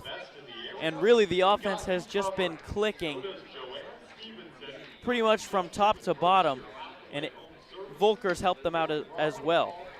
Yeah, and hey, before we get on to the new pitcher here, I want to talk a little bit about Aiden Major. Started the game off so strong, had 2 straight 1-2-3 innings, and threw 4 strikeouts in 3 innings. Yeah, he was looking sharp early on, and then I guess something just started to click. Hyannis started attacking early and putting some really hard hit balls in play as we get James Hepp on the bump for the Wareham Gatemen. Yeah, James Hepp coming out of California, goes to UCLA, tall stature, staying at 6'7". You know, we got to see a small sample size from him while he was at UCLA, and you know, as he's made on the Cape, he's going to make a big stature here. But just look at his height, guys. I mean, he's a big dude, and watching him pitch, he really reaches down. You know, you see some tall guys that don't have a long stride. He does, right? He really feels like he reaches out and touches the plate with his hand. So the first pitch will be to John Gazdar. It is in there, a breaking ball for strike 1. Yeah, UCLA is going to have a lot of fun with him through the future. That 6'7" frame as a pitcher is so scary as a batter. Junior out of Stevenson Ranch, California. That one fouled off over the dugout and just barely missing our fantastic camera people and videographer Max. Yeah, Max and Jordan over there. Max the videographer, Jordan the photographer, both dodging that ball beautifully. Yeah, just a little duck staying calm and composed. The 0-2 to Gazdar is low for ball 1. It'll be 1-2. Well, and you know that's lesson number 1 in videography especially is you're hanging in there as long as you can until the last possible moment. Wonder if they got a good shot out of that one. I doubt it. It was a foul ball. I meant of the baseball. Whoa! That one almost hit us. I was ready to make that play, guys. I don't know if you guys could see that on the camera. Foul ball, I got it. That's what that was, Josh. It was a foul ball that hit the pole directly in front of me. In the back of my mind, I know there's a little gap right here. Yeah, there is a little gap. Finding its way through and hitting one of us. And the 1-2, swing and a miss by Gazdar as his elbow guard came flying off on the swing. That'll be strike 3 and a strikeout for James Hepp in his first batter of the day. Yeah, second strikeout there for Gazdar. Nasty off speed right there. You know, we talked about Hepp. You know, he kind of comes across his body a little bit, keeping that shoulder in close. So that off speed, so you just know that off speed is tight. Yeah. You know, really pulls that shoulder. In his curveball, I mean, it looks like a 12-6, very sharp up to down movement right there.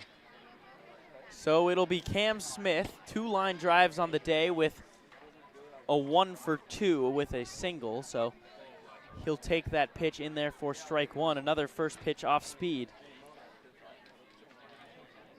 Cam Smith hitting .285 on the year for Hyannis. He spits on that off-speed pitch, 1-1. James Hepp having some appearances so far on the Cape, has 6 innings pitched, 5 strikeouts, and so far through the season has a 4.5 ERA. 1-1 to Smith. Just tapped foul behind home plate as Hyannis ball boys once again showing off their speed, beating the Wareham ball boy to that foul ball. Yeah, it's hard to tell from here, but I think, oh no, I don't know who that is. No, some new bat boys we're not quite familiar with yet. The 1-2 to Smith, low and away, ball 2. Oh no, we don't know the bat boys. We've gotten pretty close with a lot of the bat boys here. Shout out Connor, shout out Donovan, Adrian. I can't quite think of the other names. So not right that now. close. And not that close, but with those 3. Cam Smith takes ball 3 there. That one just a bit low. Yadi Hernandez tried to sell that one to the umpire, but Robert McHugh not budging. It'll be a full count to Cam Smith. Line just foul down the right field line. And he'll stay alive for another 3-2 pitch. Yeah, Cam Smith let that fastball travel, just try to slap it down the first base line, barely going foul. Good 3-2 swing right there. Pep made a good pitch on the outside corner. Great fight swing by Cam Smith. As he lines that one on the ground, just past the Wareham dugout foul. Guys, right now it feels like 79 degrees here in Wareham, and you can see there's the 11 weatherman. miles. There's the weatherman we all know and love, Grant McHugh. McNew, I'm sorry. Whoa. I'm sorry, Grant. Was just talking about the home plate umpire.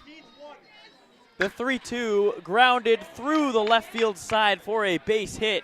That one, a frozen rope ground ball as Cam Smith picks up the hit with 1 out for Zach York. And Grant, I apologize. We were just talking about the home plate umpire, Robert McHugh.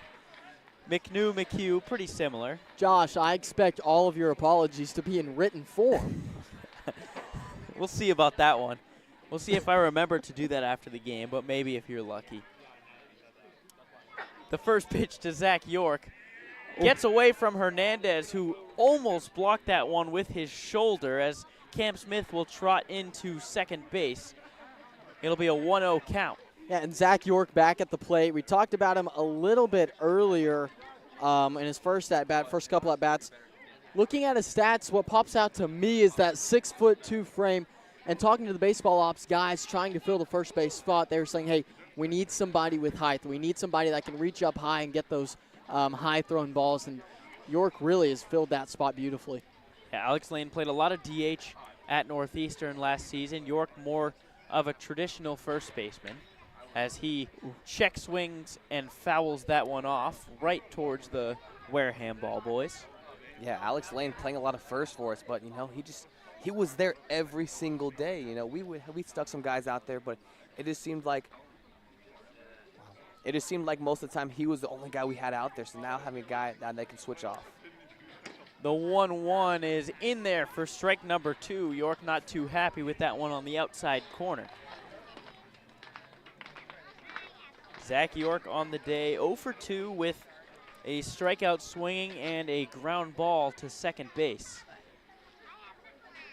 It'll be a 1-2 with Cam Smith on second base, 1 out. That one past Yadi Hernandez, went right over him and off of his glove. That'll probably be a pass ball. I don't know if maybe there was a mix-up there, as that one didn't seem too high for Hernandez, but not able to secure it. Yeah, and while we have a moment, let's take that moment and talk about the cleats that Cam Smith is wearing. Beautiful blue and orange, and it looks like, again, guys, the 1990s Denver Broncos with the orange and blue combination. Yeah. That's beautiful, beautiful work by Cam Smith to wear those cleats. 2-2 is pummeled to right center field. It'll be Gonzalez going back, or excuse me, McLean going back, but Stevenson makes the catch. Tagging is Cam Smith. He will score, and it's a long sack fly for Zach York, as that was Josh Stevenson to track that one down and make a nice running grab on the warning track. Yeah, that was a great swing by Zach York. Once again, caught that ball out in front, stroked in the right center. That ball just hanging enough for the center fielder Stevenson to get under it. And that pass ball proven to be costly for Wareham, as it is now 6-0. Yeah, you mentioned, I think that pass ball was a bit of a cross-up. He just kind of, Hernandez kind of reacted late. Looked like he didn't know what to expect right there, and kind of threw his glove up last minute and kind of tipped off. Very odd thing happened right there. 0-1 to Alex Lane in the dirt, 1-1. Yadi Hernandez very active back there as a catcher. Not used to seeing all these pass balls, wild pitches, but something a bit off maybe today, not sure.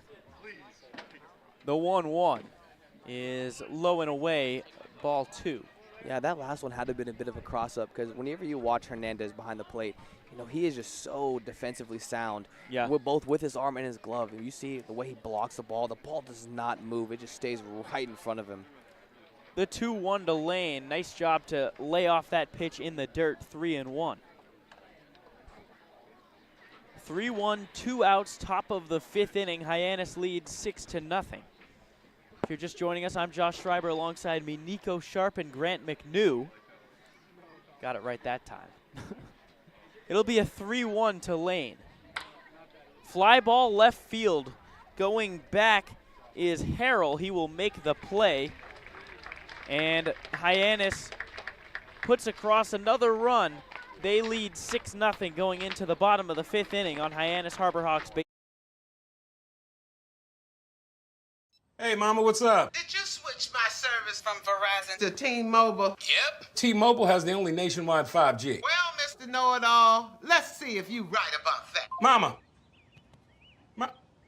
Hey, Mama, I'm working. It works at the pie shop. T-Mobile's 5G works inside and out. Hey, what you need, Mama? I'm trying to watch the game with my boys. It works in the park. Oh, okay. Mama? It works at the aquarium, in the parking garage, at the beach, in the elevator. It works in the movie theater, too. Oh, shush yourself. I'm talking to my baby. You're driving me crazy. I was just calling you to say thank you, baby. I love you. I love you too, Mama. Yes, Mama. It works in the kitchen. Tell Mama. Mama? 5G, it works in the club. Who are you in a club with? All about it.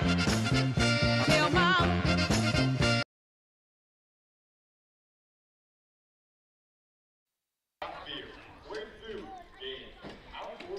Welcome back to Wareham, Massachusetts. And right now it has been all Harbor Hawks. 6-0 in the bottom of the 5th inning. And Zach Volker is absolutely shoving so far in now the bottom of the 5th inning, with the middle of the order coming up. It'll be Sebastian Murillo, Josh Stevenson, and Bobby Bozer. And guys, what have you seen from this Harbor Hawks lineup that has been so impressive early on? I just love the consistency. I love that we're getting to the next guy, you know. We've seen doubles, we've seen singles, we've seen triples. You know, no long balls today. Yeah. Those are going to come. But I just love the efficiency from our offense to be able to hit and score guys in. You know, we're not hitting home runs. We're manufacturing runs, which I love to see. But they're still hitting the ball so hard, Nico, and I think that's been a big part of it, is how hard they hit the ball. Feels like they would dominate a golf course. Shout out Twin Brooks. So it's Murillo now, 0 for 1 on the day with a strikeout swinging. The pitch from Volker, slow ground ball. Cam Smith, nice stab. Throw on the run in time. What a play by Cam Smith, razzle-dazzle to get out number 1 and making it look easy in the process. Da-da-da, da-da-da. That was incredible by Cam Smith. Oh, my goodness. Wow. That ball looked like it was just going to the 6th hole. It looked like it was going to get behind Cam Smith, and Cam Smith just snagged it, whipped it, and made the on-the-run cross-body throw. What a tough play by Cam Smith. Cam Smith doing it on both sides of the field. So 1 out here with Bobby Bozer up. First pitch is swung on and missed, strike one. And Cam Smith with that signature smile looking over to, I don't know if it was the umpire or the stands, but he picked that one with the forehand. It wasn't even a backhanded grab, as Grant McNew now throwing his pen at me. Whoopsie daisy. 0-2. Your Honor. Yeah, this is Josh Stevenson at the plate. Oh, my fault. It is Josh Stevenson. Bobby Bozer on deck. Stevenson 0 for 1 on the day with a fly ball to right field. And it'll be 0-2. Yeah, again, about that Cam Smith. Oh, I'm sorry. No worries, no worries. Go ahead. But about that Cam Smith play, got Jacob Irons so excited. Two-hand slap right on the sunburn. Ooh, Oh. that's a stinger. That's going to hurt. I still feel it. Yeah, I bet you do. Yeah, as that one fouled back. Starting to get a lot more beach days here in the Cape, as we've had some pretty tough weather early on in the summer, but these past few days have been absolutely gorgeous. Not sure if people down here in regular Massachusetts and Wareham have gotten to experience the beach, but we certainly have in Hyannis. It'll be a 1-2 to Stevenson. Swing and a miss, strike three, as Zach Volker stays hot. 2 outs here in the 5th inning.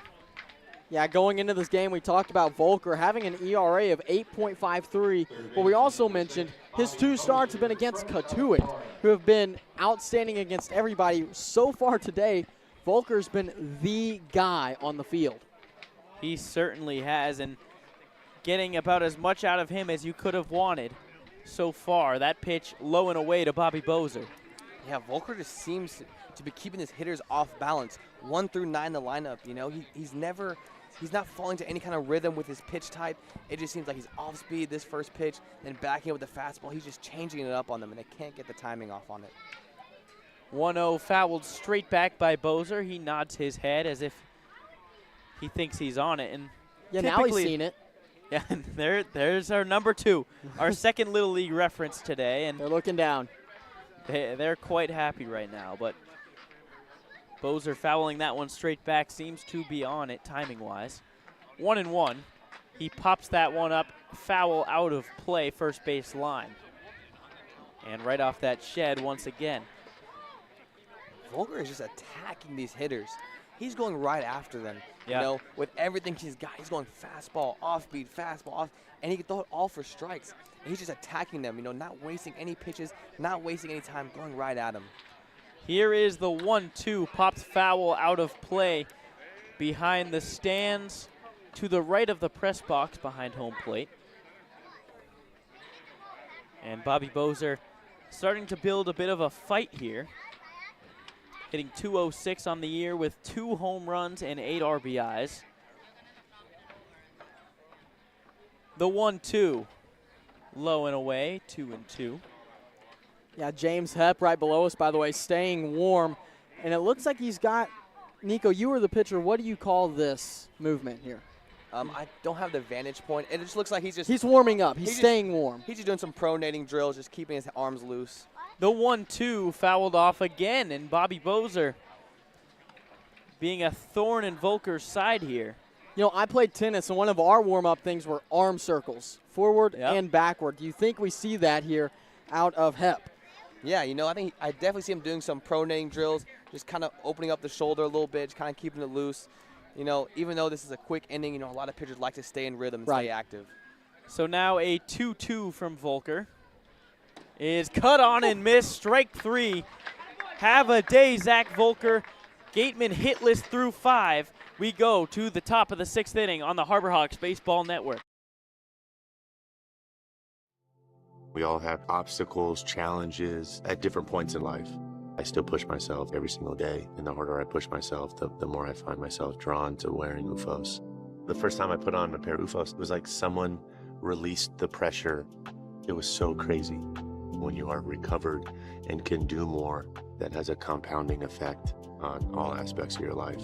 Stepping into a pair of UFOs, they're truly one of a kind. There's nothing like them. Best ever? Good question. Wait, why do you sound like Dr. J in your head? I've always sounded like Dr. J in my head, which means Dr. J's outside voice Sounds like My Esau voice? which Coke? The doc would know. He got the world to call him doctor without going to med school. There's only one best ever.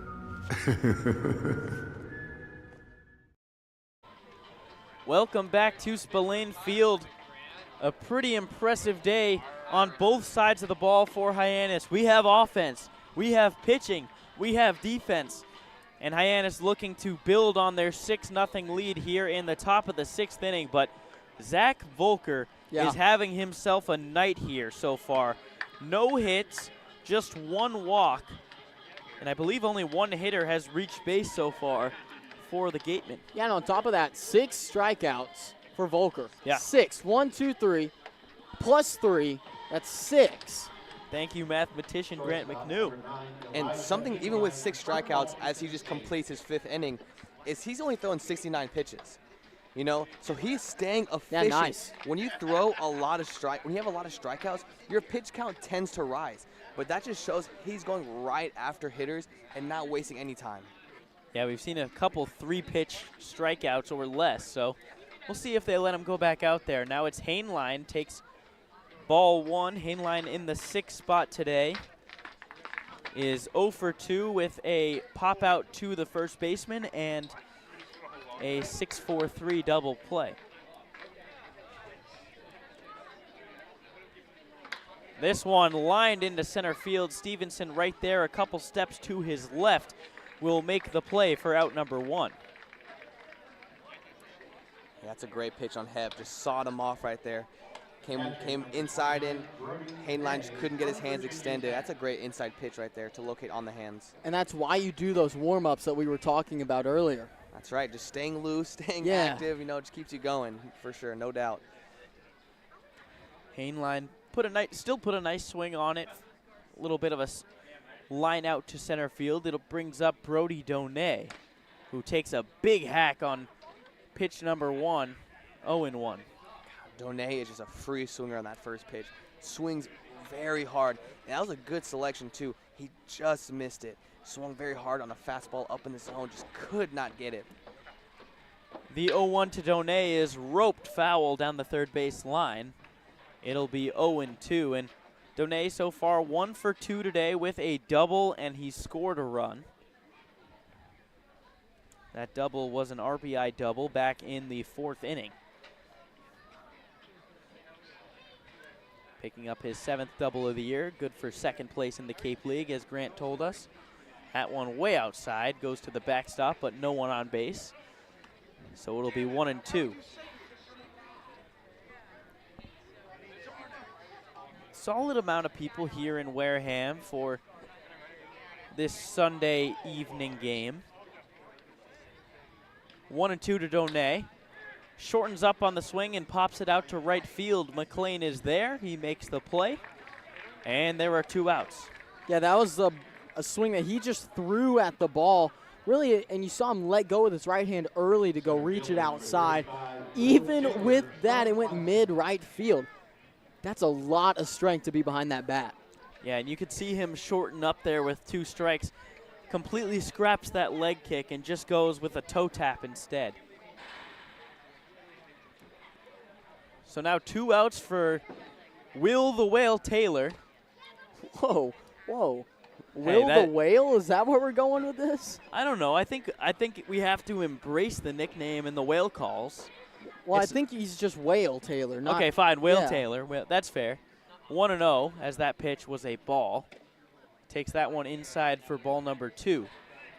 Yeah, I guess Will the Whale Taylor does sound a bit harsh. That does sound I see where you're going with it. Will Taylor, I will say, is in tremendous shape. Was a 2-way athlete for Clemson, playing football and baseball. Right.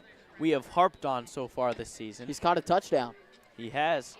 That one in there for a strike. I believe it was 5 receptions, 16 yards, and a touchdown in his career. Wow, on the spot. Look at you, we Josh. have those graphics ready, so I've seen them quite a bit. Oh, man. And a few more to roll out tomorrow. 2-1 to Taylor is outside for ball number 3. Yeah, we got a stretch of bunch of home games in a row, so make sure you tune into those. We got 3 home games in a row. 3-1. Taylor ropes that one foul down third base, just clearing the third base bag. So it'll be a full count with 2 outs to Whale Taylor. Last time Taylor was up, it was a 2-2 count, and he got hit by a pitch. So now a full count. Let's see what happens. Yeah, 1 for 1 with a double. That double is down the third base line. The 3-2 is low and away for ball 4. He'll hustle down to first as Yadi Hernandez had that one get by him, but Taylor not budging, will stay there. Nico, how do we like him? Free. That was the answer. Free. That's right. Free trip to first base. That's right. We like him free. We like him free, no doubt. I didn't quite know where you were going with that one. I thought you were now you do. Yeah, now I do. Thanks for the clarification. Thank you, Grant. You're welcome. Brings up the 9-hitter Trey Lipsy, who is 2 for 2 on the day with a single and a double. A little bit of a cycle watch. Is that one up and away for ball number 1. And I just love the productivity happening from our 8 and 9 hole. Will Taylor finding a way on every time with a double, hit by pitch, and then working a walk right there. And then Trey Lipsy right behind him with a single and a double. That's what you want from your 8 and 9 hole. The 1-0 to Lipsy is roped over the head of a diving Drew Earhart, who made a very athletic play there to avoid that baseball. That one was a beeline aimed right at his head. Yeah, that's one that we in the business like to call an ACL test. Yeah, as he tips his hat to the dugout, and I'm sure his brother Zach Earhart kind of letting him hear it there. Yeah, very athletic. Kind of dropped down to his knees, a little back roll there. Very athletic. Yeah. Very well done. Saw his life flash before his eyes there. Good thing he has that helmet on. Will Taylor with the leadoff first. There he goes. 1-1 is fouled into the dugout. Nice play by Eric Luxus, one of the pitching coaches for the Harbor Hawks. He made that play with his bare hands in the dugout. Yeah, wouldn't be surprised to keep a real close eye on Will Taylor at first base. Fake steals the first pitch, then they go to a pickoff, and then he tries to attempt to steal there on the foul ball. Yeah, and Will Taylor, definitely a threat to run. It seems like he does almost every time he's on base, with 3 stolen bases on the year. Does not run there as that pitch outside for ball number 2, a 2-2 count. Yeah, the 2s are hot, guys. The 2 is hot. We have 2, 2, and 2. The 2s are hot. 2s all across the board. Stay hot. Will Taylor on first base. 2 outs. Number 2, Trey Lipsy up. As Taylor runs, this one popped up to shallow left field. It'll be a long run for Harrell, and he makes the catch on the run right around the foul line. As Hyannis will put up a 0 this inning for the first time since the 2nd inning. We go to the bottom of the 6th inning, but not before Jacob Irons has a hit for us. Send it to you, Jacob Irons. Thank you, Josh, and the guys in the booth doing a great job up there on the producers broadcast tonight. The Cape Cod Baseball League is not the only thing in the MLB world that's going on that matters to college baseball players. It's the MLB Draft. Day 1 is live today. We'll include the first 70 selections covering 2 rounds, a competitive balance, rounds A and B, and then the prospect promotion incentive pick, plus 3 compensation picks. But now the most important thing, who went first overall to the Pirates? It was Paul Skeens, right-handed pitcher out of LSU, dominating. It was MLB Pipeline's draft top 250. Many considered him in this one spot, going and holding true to the Pirates organization, as well as also Dylan Cruz, the outfielder from LSU as well, going 2nd overall to the Nationals. And then Tigers picking up outfielder Max Clark from Franklin, Indiana High School in the 3rd hole. So definitely a little bit more of a routine as how everyone predicted it to go for the first 3, but we'll be following that throughout the rest of this broadcast. Now let's get it back to Josh, Nico, and Grant in the booth. Thank you so much, Jacob Irons. Definitely an exciting day here in the Cape League with lots of former Cape Cod League baseball players going in the draft. Dylan Cruz and Paul Skeens, both 2 of those. And yeah, Jacob, looks like you have something else to add there. Yeah, Skeens actually played for Wareham back There you in go. 2021. So once again, Cape Cod Baseball League holding true to getting the best and brightest in college baseball and bringing them out here. Yeah, there was a fantastic article written by the Boston Globe, thank you, Jacob, that mentioned 27% of MLB players played in the Cape Cod League. Just a ridiculous statistic, and a lot of them hoping to make their dreams come true still, as we have a new number on the mound for Hyannis. We're not exactly sure who this is. It may be Eli Trop, I want to say, who is listed as number 28 on the roster. We do not have a number 20 listed, but Trop, a newly acquired pitcher from the Harbor Hawks, is. And let's not speculate. While we have a moment, I want to talk about Zach Volker there. What an outing. Here's his official stat line, guys. 5 innings pitched, 0 hits given up, no runs, no earned runs, only 1 walk, with 6 strikeouts on the day while only throwing 69 pitches, keeping his pitch count low while just dealing time in and time out every single hitter right there, working early and working very efficiently throughout that game. So it is J.B. Middleton on to pitch for Hyannis, making his debut for the Harbor Hawks as Yadi Hernandez takes ball 1. It'll be 1-1. That one in there for strike number 2. He looks over to the dugout in disbelief. Maybe he looked over to the dugout wondering who was on the mound. Maybe. Can't say one way or the other. J.B. Middleton, a sophomore out of Southern Mississippi, has that one spiked in the dirt for ball number 2. And guys, that'll conclude Zach Volker's day. Man. 5 hitless innings for Volker. So let's see if the Harbor Hawks can keep that up. But we'll read his final line in a moment as that one fouled straight back by Hernandez. Here's something that was so cool in between innings that a lot of people may have missed is Middleton did not run straight to the mound. He walked straight to Volker, and Volker talked to him for almost 10 seconds. Wow. As that one, a slow grounder to Smith. Tough play on the run, makes the play. Cam Smith doing it all today from Spillane Field. On the run, fields it with his glove hand, fires to first, making it look easy for out number 1. Well, it is easy if your name is Cam Smith, one of, if not the best player in all of the Cape Cod League right now.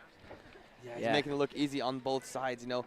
He made a glove side play earlier. That one he comes in charging on the run, just making it look easy on both ends of the field. So the first pitch in now to the 9-hitter Dorian Gonzalez is high and away for ball number 1. Gonzalez, the only Gateman to reach base today. He reached base with a walk in the 3rd inning. The 1-0 is in there for strike 1, 1-1. Yeah, like I was saying, Volker, the leadership from Volker, taking Middleton in, obviously having success, and talking to Middleton, maybe showing what he sees there and sees what he has success right there.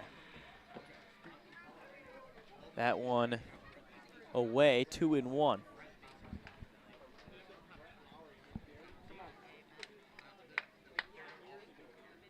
The 2-1. Swing and a miss, strike 2.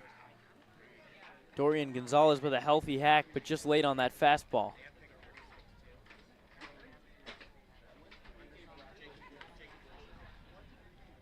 Shout out to our GM as Dorian Gonzalez goes down swinging, providing us with a little bit of a scouting report on J.B. Middleton.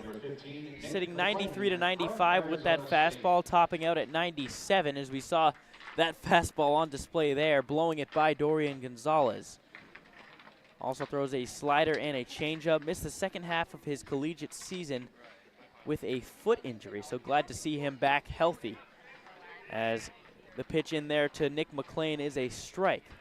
And that's what you like to see. You know, he stands at a 6-foot stature, not a very tall guy, but the ball just flies out of his hand.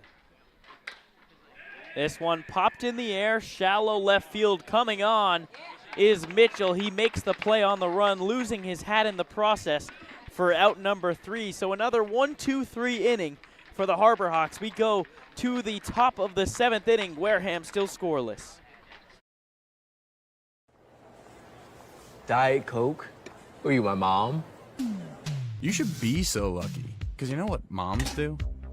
Well, I suppose we should start with the whole giving you life thing. It seems like that should be enough. No? Okay. What about her ability to send shockwaves through the neighborhood without saying a word? Or whip up a ridiculous handmade costume that you forgot to tell her about. Not to make you happy, but because she had a reputation to uphold. She invented rideshare, called it carpool, and did it for free. She didn't need those dating apps either. You copied her jeans, her spin, her shoes, her scrunchie, and whether you realize it or not, her music. Why not? Oh, and she can win any argument in 4 words. Because I said so. Everything you're trying to do, she's already done it, did it better, and she did it with a Diet Coke in her hand. So, drink what your mama gave you.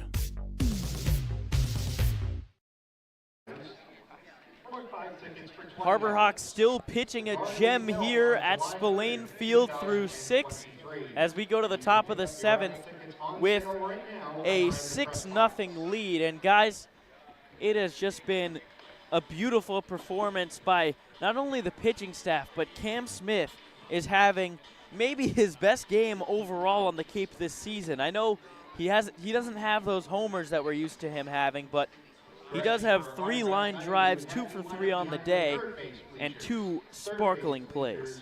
You know, go ahead, Nico. Oh, yeah, I was just going to say, absolutely. You know, he's just seems to be seeing the ball well, you know, and that's throughout his ABs. You know, he's not just attacking first pitch every time. You know, we saw him when he was in that leadoff spot, attacking that first pitch a lot and hitting the ball hard. But he also works deep in the counts.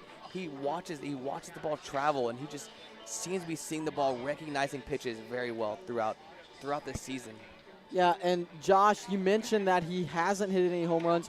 We haven't seen a home run yet for either squad, but I think that's big for Hyannis to be putting on the runs that they are. 6-0 right now, and nothing's gone over the fence. This has been just going out, nice solid base hits, and running the base as well, and that's what we've been looking for the Hawks to develop since really the beginning of the season.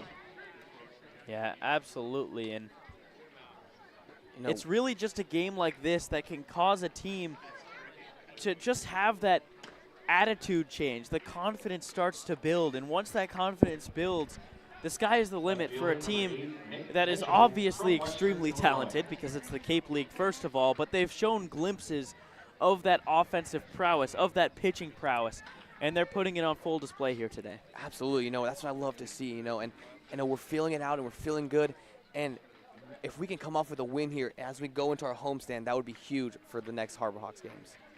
So new pitcher on here, the lefty, as the first pitch is a ball, is Bryce Schaffer out of Coastal Carolina. Shout out our Director of Fan Engagement, Mackenzie, now Coastal Carolina alum, graduating in the spring. You know, Nico, I'm really glad you say that, mentioning going into the homestand. As we said before, Hyannis has been a 500 team. Win a couple, lose a couple, win a couple, lose a couple. You won last night. If you can walk out of here tonight with a W, as here comes the pitch. As that one low for ball 3. So 3 pitches, 3 balls so far. It'll be a 3-0 count to Mitchell. Yeah, you walk out of here with a W, then you've got a 3-game homestand.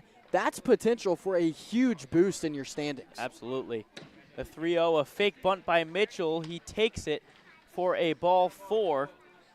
And we have the leadoff runner on base for John Gazdar, the number 2 hitter. Yeah, I just love how we're finding ways on. You know, we're doing it in a multitude of ways. You know, we're getting those base hits. We're being scrappy.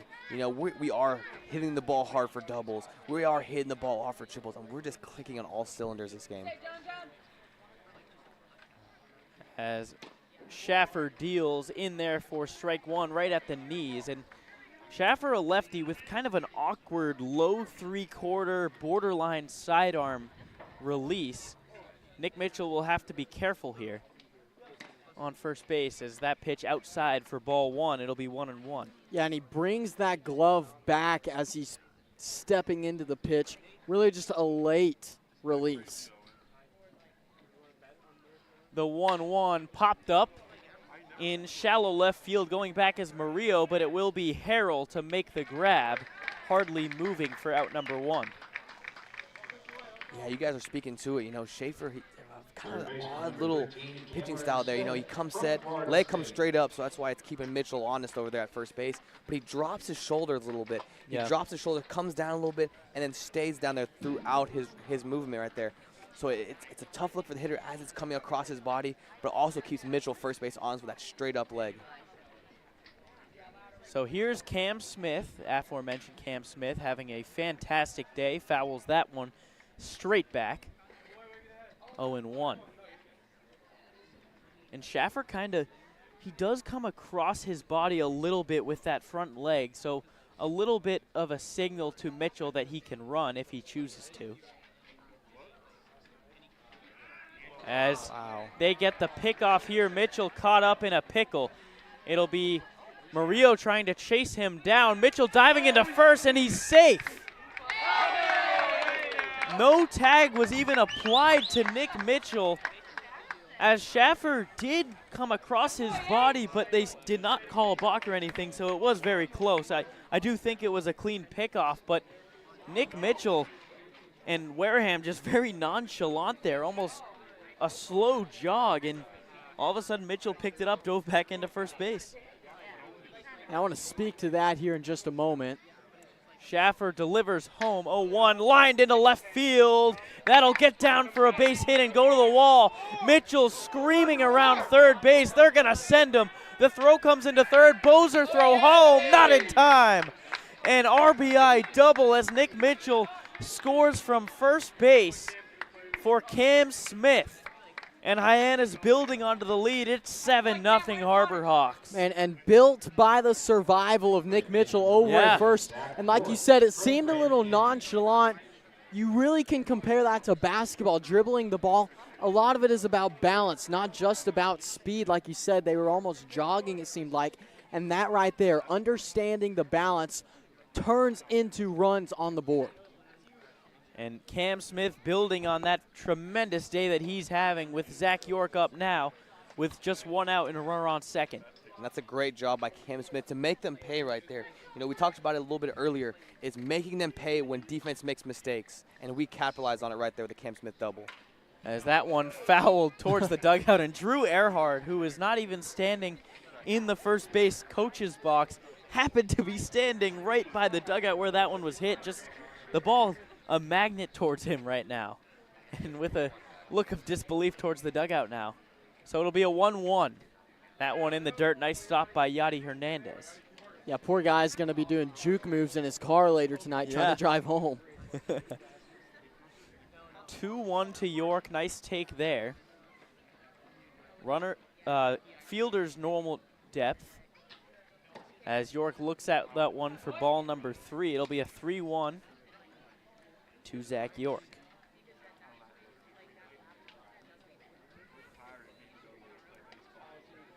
Schaffer deals on the 3-1. Lined into right field. It's a base hit. Cam Smith will be waved around. McLean with the throw home is offline. Smith comes in standing. An RBI single for Zach York. And his first hit of the day.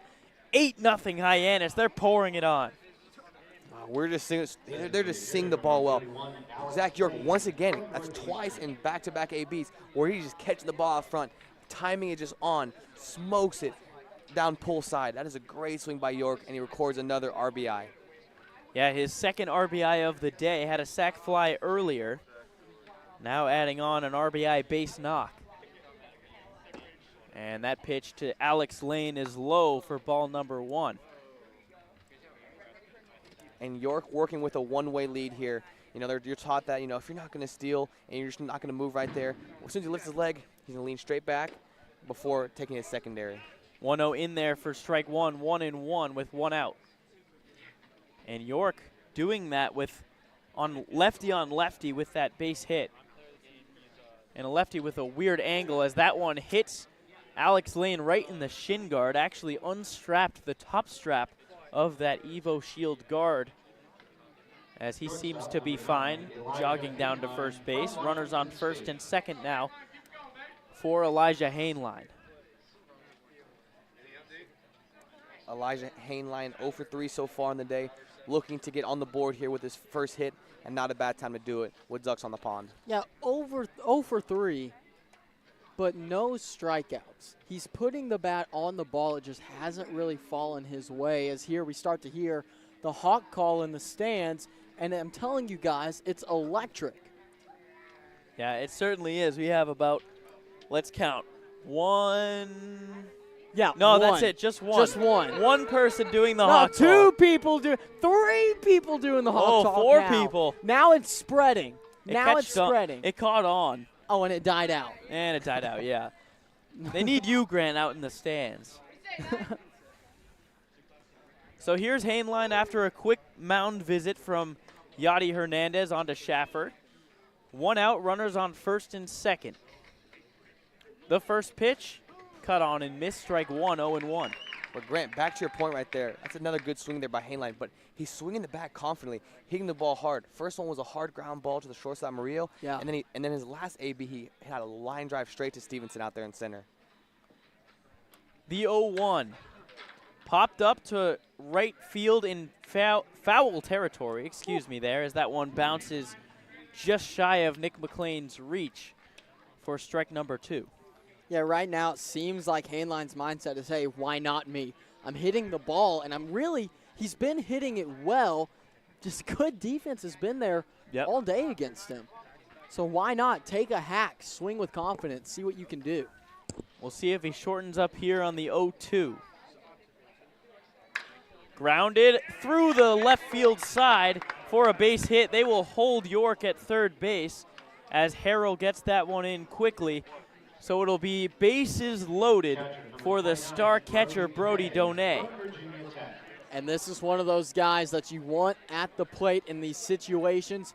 If he gets a hold of the ball, he gets a hold of it well, and he hits it hard.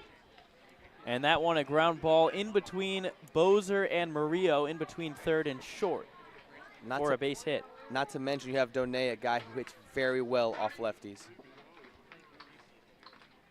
So Donay with a big hack on the first pitch. We've seen that quite a few times here today and really all season for Donay. He's trying to send it, I think, over the left center field wall with that swing. Yeah.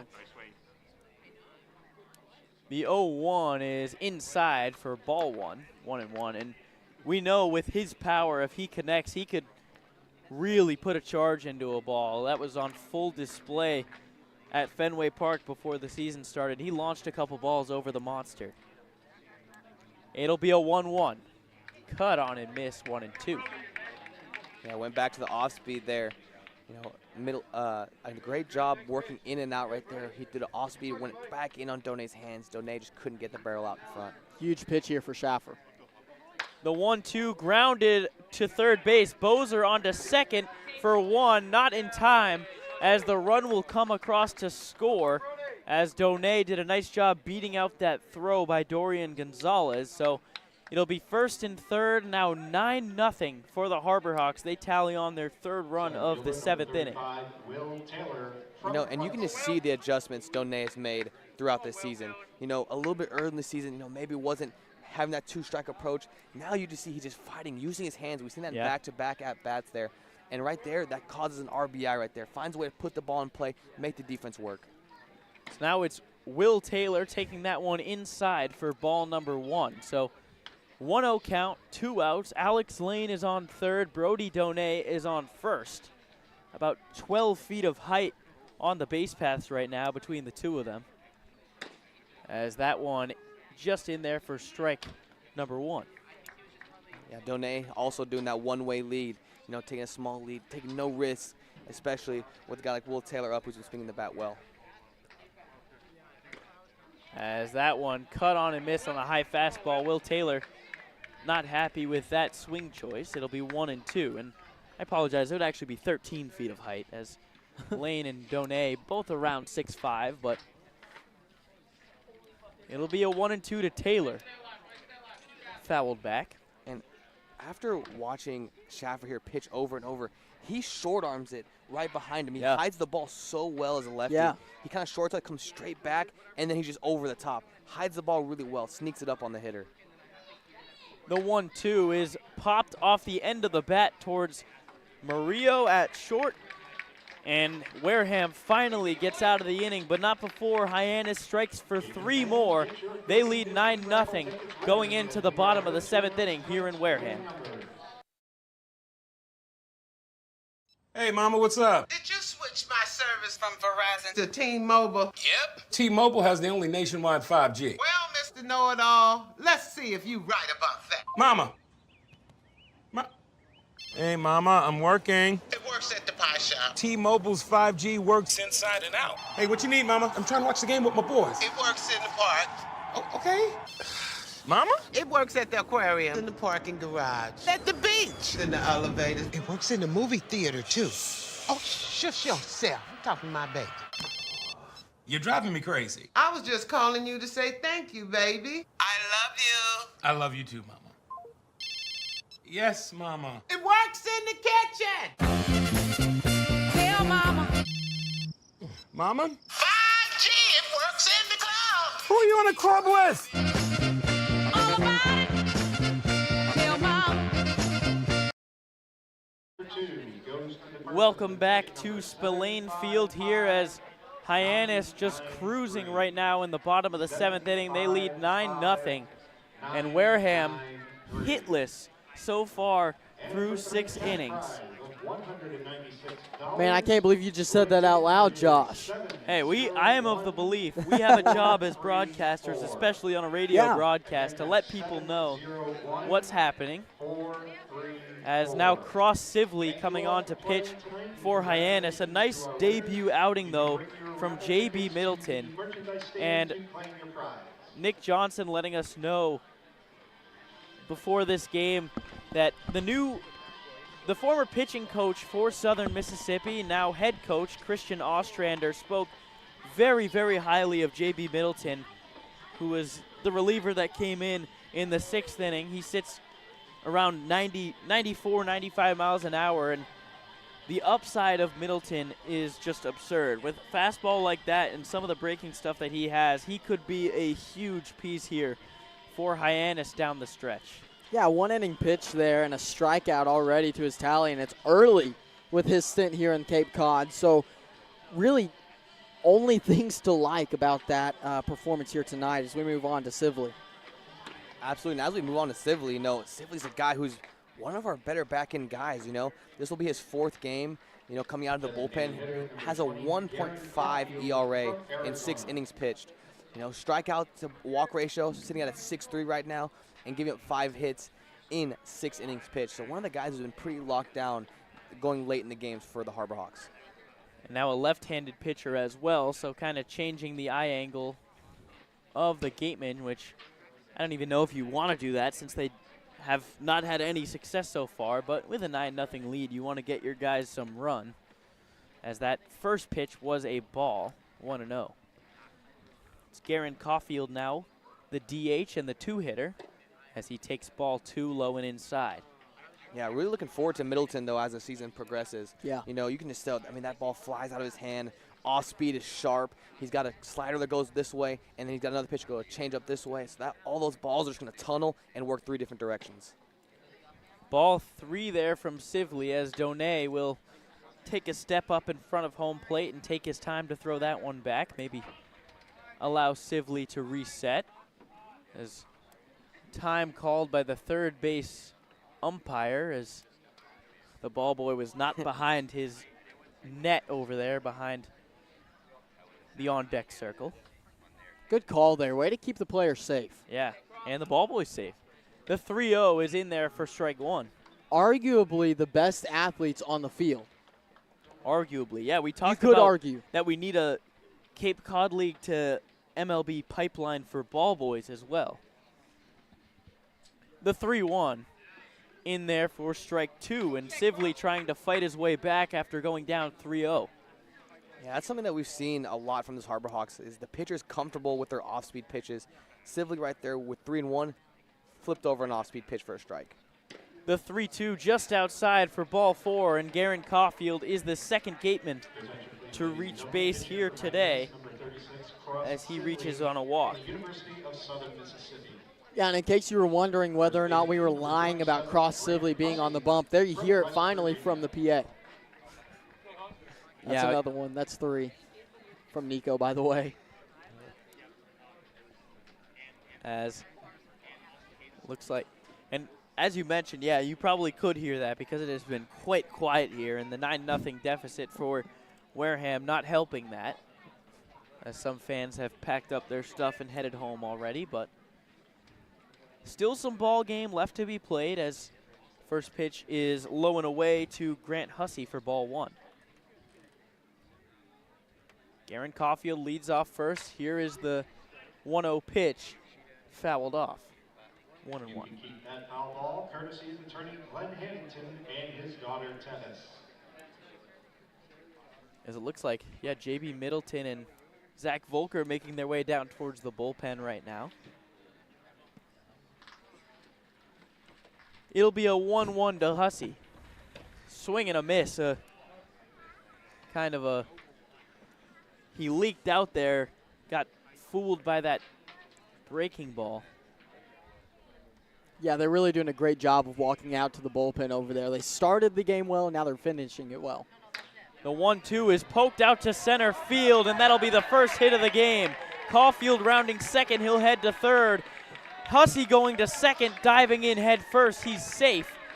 And it's a no-out double for Grant Hussey as Wareham finally has their first hit of the ball game in the 7th inning. Well, you knew they would come alive at some point in this ball game. Here, you're just happy that it's the 7th inning, that it was this late, bottom of the 7th. Yeah. They're a big double nonetheless, though. You can't count out the Gatemen. Absolutely. That's a loud first hit. You know, Sibley, who's very tough on lefties, you know, starts with his in the stretch. He starts, you know, kind of like turned a little bit, kind of overlapping one foot, and he's a closed stance. Yeah. And he comes across his body 3/4 a little bit. So it's a tough pitch for a lefty. And Hussey does a great job keeping his shoulder in, working hands, and working into that left center gap. Hussey, a left-handed hitter as well, working to that left center gap for a double. So now we have a pinch hitter here for the Gatemen. It's Grant Sherrod, a senior at USC Upstate out of Sumner, Washington, having his first at-bat of the day here.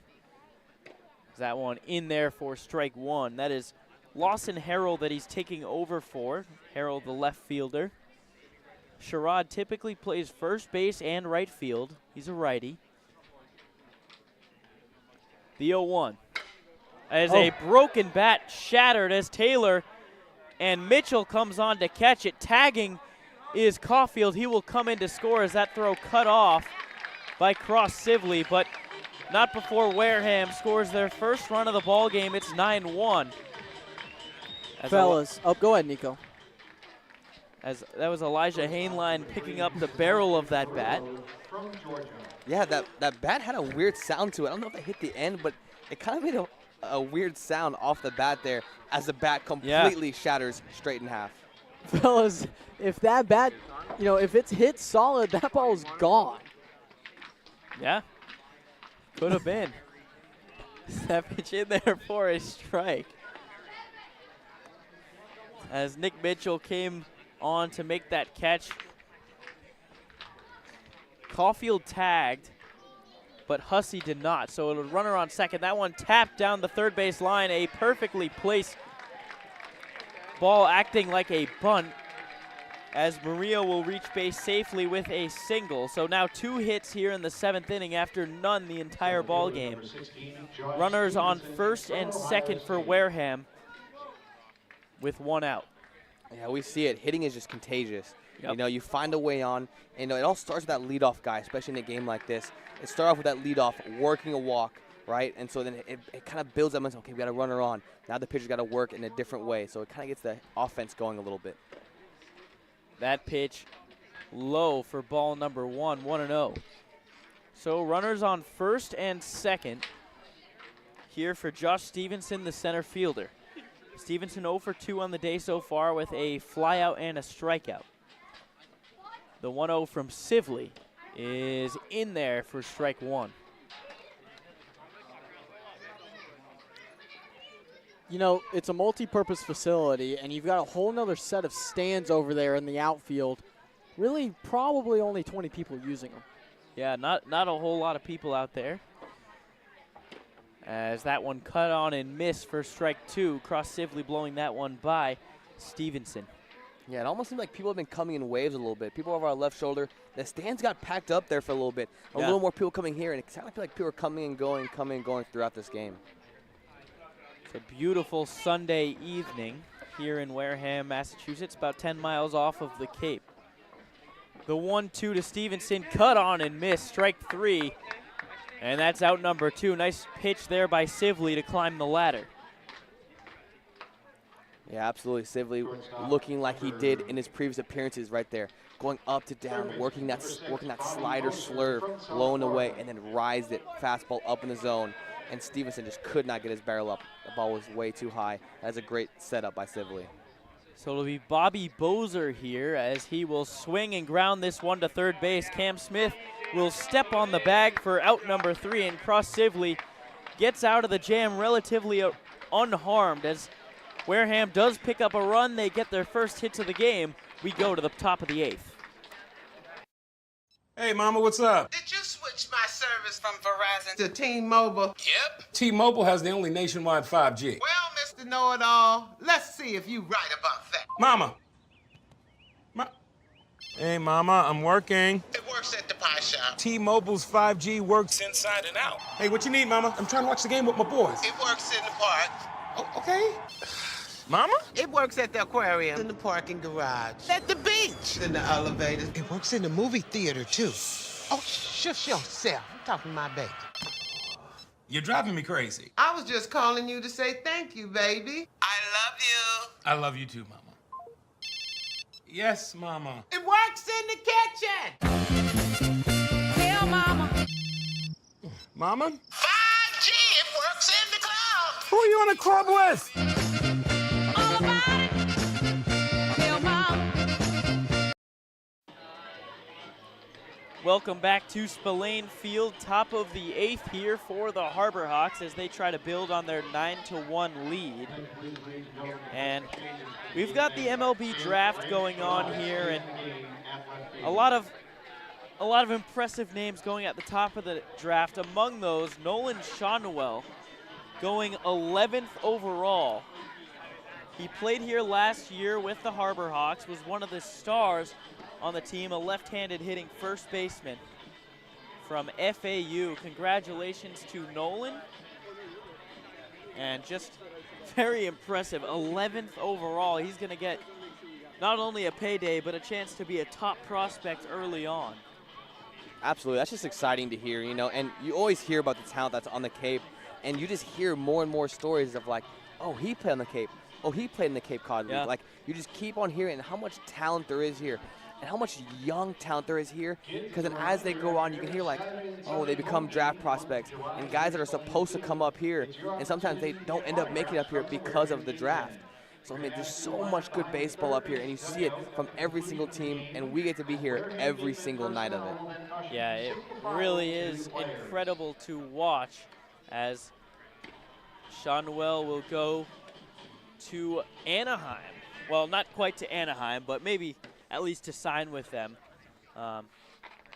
He'll be a big power bat, hopefully, for the Angels in a couple years down the line. Yeah, that is very exciting. You know, that's one of the first Harbor Hawks to go, and I'm sure that's not going to be the only Cape Cod alumni to go into the draft tonight. No, I mean, Paul Skeen's first overall, First pitcher since 2018. Really? Oh, yes. There you go.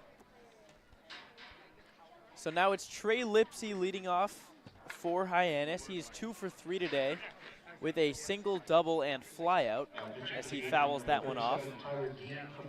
And as you may have heard there, Tyler Dean coming on to pitch for the Gatemen. I believe from Marist College, pitched against Hyannis last time we were here. It'll be an 0-1 to Lipsy, up and away, 1-1. Yeah, not too much of a huge sample size here for Tyler Dean so far this season on the Cape.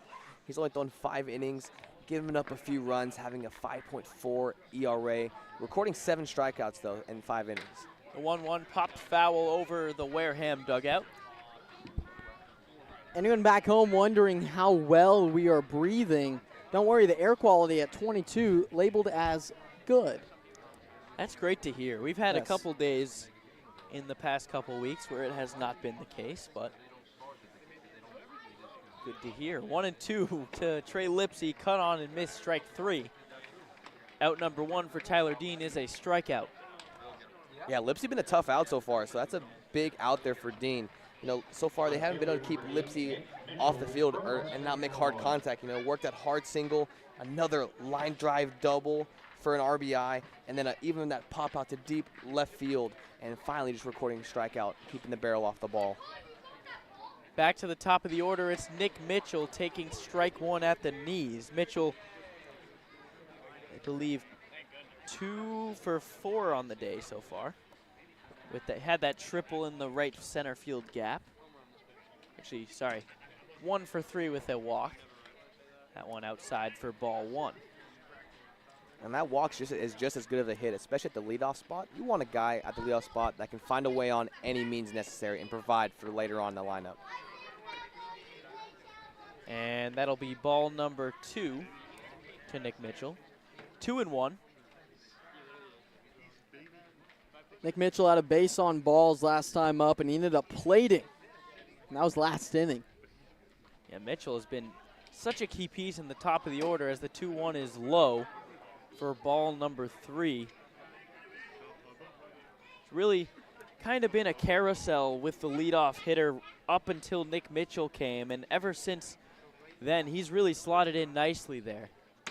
That pitch inside for ball number 4. Nick Mitchell works his second walk of the day on base for the 3rd time.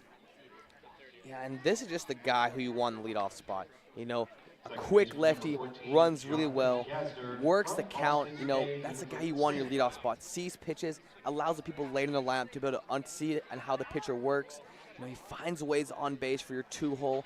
And John Gazdar, another guy who loves to work the count. Yeah, Nick Mitchell, money ball, gets on base.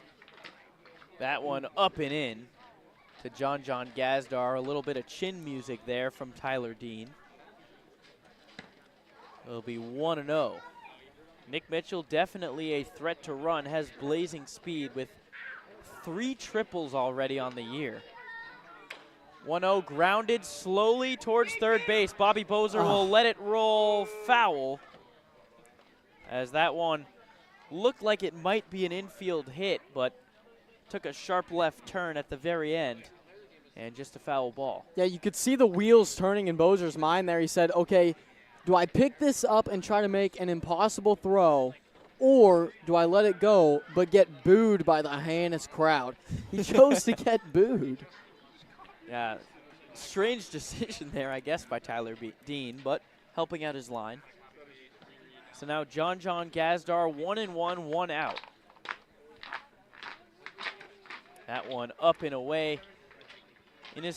Before his first game with Hyannis, that was against YD. Bria Losick interviewed him, and he said that he calls himself Jonathan. That is his birth name, but his brother actually gave him the nickname John, and it has just stuck with him throughout his life.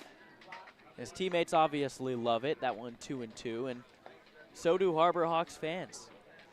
Yeah, you can kind of hear the buzz ever since we knew he was coming, right? I mean, the buzz was having, hey, John's coming. Hey, John's here, you know? And he's just been a spark plug ever since. That one flown out towards right field. Nick McLean on the run will make the catch, throwing into first base, not in time, as Nick Mitchell scampers back to first. John will go down. Bringing up Cam Smith. Smith last time up had a double, an RBI double. And actually, we will get a pinch hitter. It will be Eric Snow in for Cam Smith. And with an 8-run lead, that's to be expected. Yeah, Quadzilla coming to the plate. Eric Snow having himself a pretty nice year, as he takes high for ball 1. Snow hitting .250 on the year with 56 at-bats, 9 RBIs and 6 walks out of USF, as he takes that one for a strike off speed. That's a good pitch, off speed right there. Just buckled Eric Snow's knees. Wasn't expecting it. Started right at his shoulder, came right down. Especially after a high fastball. That one grounded foul right near us again, but Coach Beatty will grab that one and toss it towards the Wareham dugout. Yeah, and that's what's so important about tunneling your pitches is just making your pitches work off each other right there. And you saw it in motion. Fastball up and in, gets a strike, and then he throws that curveball right off it. The 1-2 safety hack right there, 1-2 again as he fouls that one off. Yeah, it's a good fight swing. Like you said, I think it was just a fight pitch. You know, he saw it late, just got his hands on it, shoes his hands, fouled it off, stays alive. 1-2, 2 outs to Snow. Takes that one low for ball 2. Nick Mitchell not budging off first, not surprising with an 8-run lead. You don't want to show up your opponent, but there are different mindsets to that in terms of unwritten rules of baseball. As Snow grounds that one up the middle. Nice play by Murillo. Oh. Backhanded flip with the bare hand for the 3rd out to second base. Nice job by Murillo as Wareham gets out of the jam. No runs, no hits. As the Harbor Hawks leave one stranded, we go to the bottom of the 8th inning.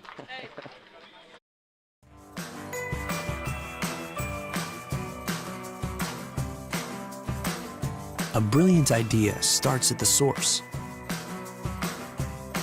Through innovative design, we're taking steps to create a better future. Now, the pure fresh taste of Dasani comes in a redesigned bottle, up to 30% made from plants, and as always, it's 100% recyclable. Plant bottle, designed to make a difference. This BBB seal is a badge of honor. It's a sign that this is a business you can trust.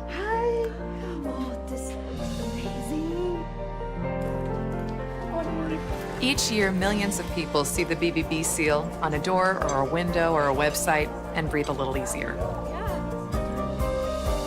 See the seal and know you've made the right choice. Find a business you can trust. Ask BBB.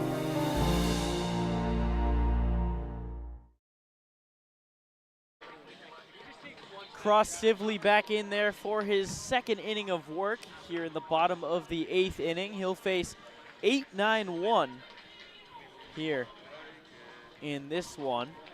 And Cross Sibley looks pretty good. A little bit rusty in the first couple batters, but really settled in, giving up a walk and then a double. That double ended up coming back to bite as I believe it was, there was a pinch hitter that came in.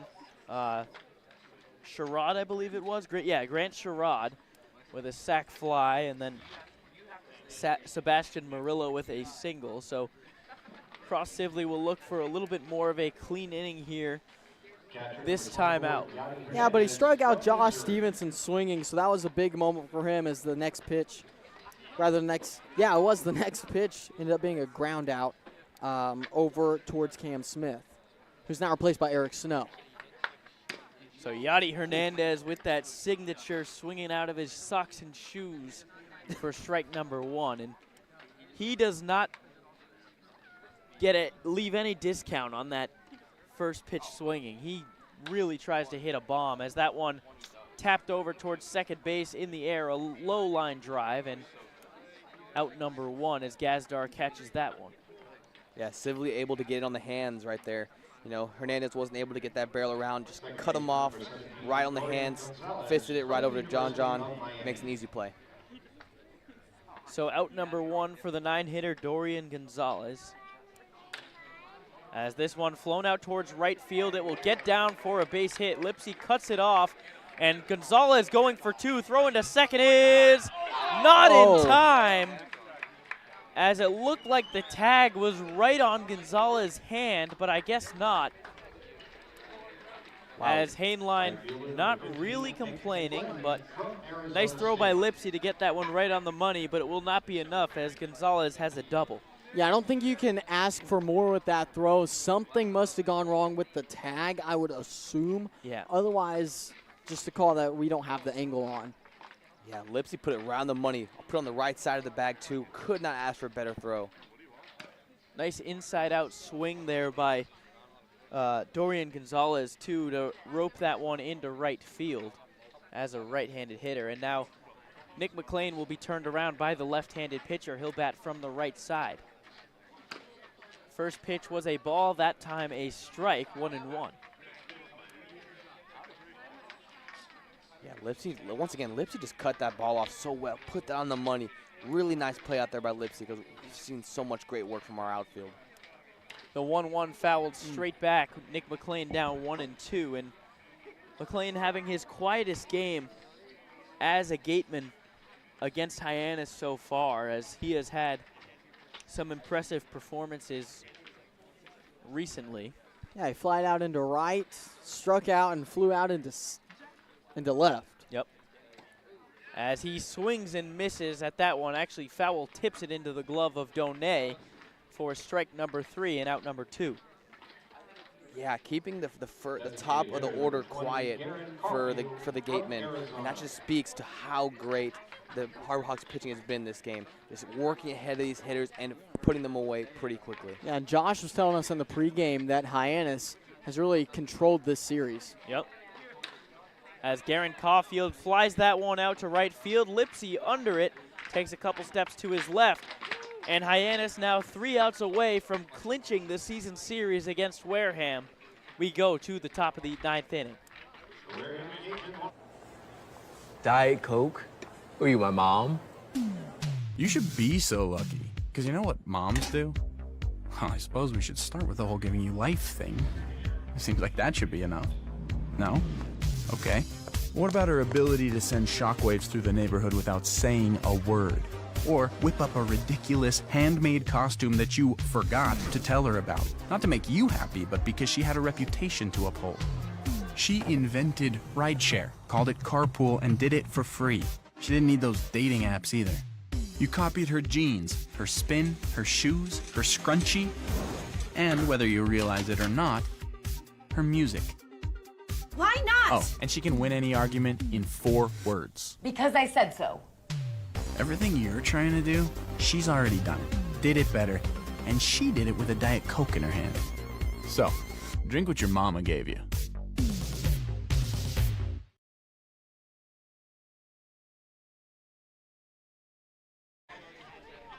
Welcome back, and we've got a position player on the mound here. J.C. Cologne pitching for Wareham, and I guess he is a two-way player in college, but J.C. Cologne will try to get a shutdown 9th inning. And yeah, we saw him in our appearances against them offensively. This will be our first looks of him on the mound against us. You know, a guy who swings it well, great defender too, but you know, I'm interested to see how he looks on the mound against the Harbor Hawks, who seem to be swinging it well this game. yeah, and J.C. Cologne did some damage against Hyannis last time we were here, especially on the base paths. He is a speedy guy, typically playing in the infield anywhere from second, third, or short. Yeah, utility guy, you know, we've seen it, you know, he's just a dirtbag player, you know, you can put him anywhere and he'll get the job done, you know. He finds a way to get it done, you know, and that's the players you want. And offensively as well, just seems like a dirtbag player, you know, finds a way. I don't know if you're looking at the right word, Nico. Well, no, that's a very good thing. Offensively, I get what you're saying. We know. That's what I wanted to be called growing up, because I knew I wanted to be that scrappy guy that no one wanted to face. Nico, if you really want us to. You are a dirtbag. I appreciate it, you know. On the baseball field, that's what you want offensively, you know, a guy that just won't go away.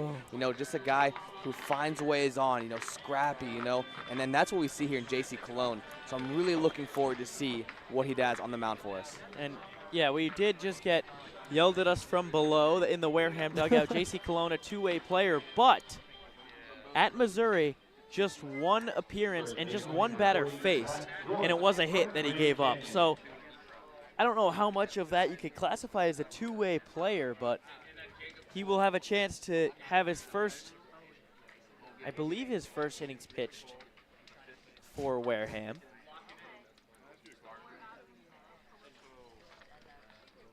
First pitch is low for ball 1. That's Zach York up at the plate, as we will have 4, 5, 6 up for the Harbor Hawks in the 9th. The 1-0 from Cologne is popped up high in shallow left field. Murillo is under it, and he will make the catch in shallow left, 1 away. As I like to say, that was a home run in an elevator shaft. That one hit very high up in the air. Yeah, it seemed like he just missed it. You know, he hit it and kind of let out a groan like, I just missed it, you know. Like you said, you know, he hit the ball straight up in the air. Murillo able to easily camp under it, but just seemed to miss it there was York. So now it's Alex Lane with 1 out. And takes strike 1 on the inside part of the plate. Yeah, Alex Lane with 2 singles, fly out into left. He was hit by a pitch today. Pretty productive day for him, as that one fouled straight back. Yeah, Lane may be starting to get hot. Started off a little bit slow so far this season, but average up from in the 100s to now about 227. So if he can get hot, that would be huge. The 0-2 is inside. It'll be a 1-2 count. Yeah, and we say hot, but really what it seems like with Hyannis for the most part is getting acclimated. Yep. Right, with that wood bat, with this great pitching. The 1-2 cut on and miss, strike 3. The announcer jinx reigns true. 2 away. I would still say he's been acclimated. Very productive day for Alex Lane. Yep. With Hainline coming up now. So as you mentioned, Elijah Hainline singled his last at-bat, 1 for 4 on the day. First pitch bounces in front of the plate for ball 1. Yeah, we've seen Hainline, you know, throughout this game, you know, only recording 1 hit, but a guy we talked about last at-bat, just swing with confidence, swing well, very free swinger, has confidence in his ABs. The 1-0. High, ball 2. I will say J.C. Cologne putting on a bit of a show with the arm. Doing a nice job mixing his pitches despite minimal pitching experience. The 2-0 is outside, ball 3. Yeah, seems to be doing well working corners right there. You know, that one just missed outside, but you can tell he's working glove side, he's working arm side. You know, he can tell he's very efficient in his pitches. The 3-0 is in there for a strike, as Hainline will have to retreat as he started to head down to first. Cologne sitting around 92 miles an hour right now with that fastball. Yeah, and coming down with a 6'2" frame is really helping him out with that velocity. The 3-1 grounded up the middle. Murillo ranging to his left, can't quite secure it as it went off his glove. Hainline will take a big turn around first before smartly retreating back to first. Yeah, he took a spill there, and that's a dangerous fall, but he got up and was perfectly fine, fortunately. Just one of those times that, hey, sometimes the field does that to you. I have to imagine that will go down as a hit. Would have been a very difficult play for Murillo, even if he had secured it with Hainline running. So now 2 outs for Brody Donay, as he checks his swing. I guess foul tipped it into the catcher's glove for strike 1. I think that's the first ball that's been in the vicinity of Murillo that hasn't been played. Yeah. He has been almost perfect out there. I mean, his range is unbelievable, making incredible plays all game. Yeah, it was a hit to first, by the way. They'll rule it a single. The 0-1 to Donay popped foul over the press box straight behind home plate. Donay last time up had an RBI single, in which he batted in Zach York. Yeah, Donay has had a pretty effective day. That was actually a fielder's choice. He does have a double on the day, though, as he gets plunked. And he'll head down to first base. The 32nd hit batsman, or head down to first, excuse me. The 32nd hit batsman of the year for Hyannis. Yeah, just guys finding a way on any way they can, you know, not afraid to get hit by a pitch, find a way on. And that was a breaking ball that just got away from J.C. Cologne. Yeah, just backed up on him a little bit, hit him square in the back. So it's Will Taylor now, having a nice day as well, as is almost every Harbor Hawk. That one flied into the air, shallow center field. Stevenson running on, hat flying off, makes the catch for out number 3. So now the Harbor Hawks up by 8 will have a chance to send Harbor Hawks fans home happy. We go to the bottom of the 9th inning on the Harbor Hawks Baseball Network.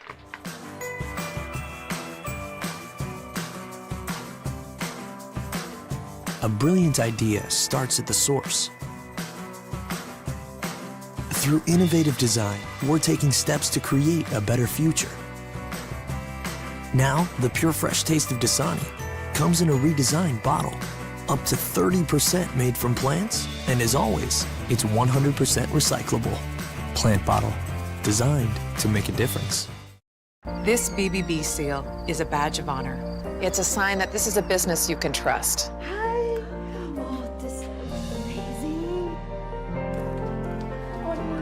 Each year, millions of people see the BBB seal on a door or a window or a website and breathe a little easier.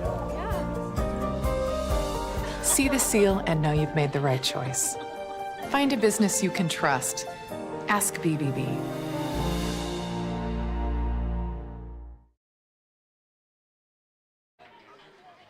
Bottom of the 9th inning, last ups here for the Wareham Gatemen, as they'll have 2-3-4 up to the plate to face Eli Trop, making his Hyannis Harbor Hawks debut.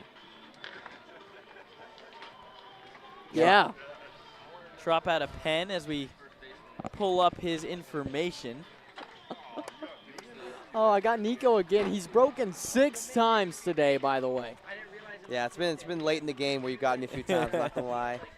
Very well done, Grant McNew. Eli Trop out of Penn University, and baseball ops very high on this guy. A very solid relief arm. He is a reliever by nature. As we pull up his stats here, and Aaron Parker now in the game at catcher for Brody Donay. So just a little bit of a recap.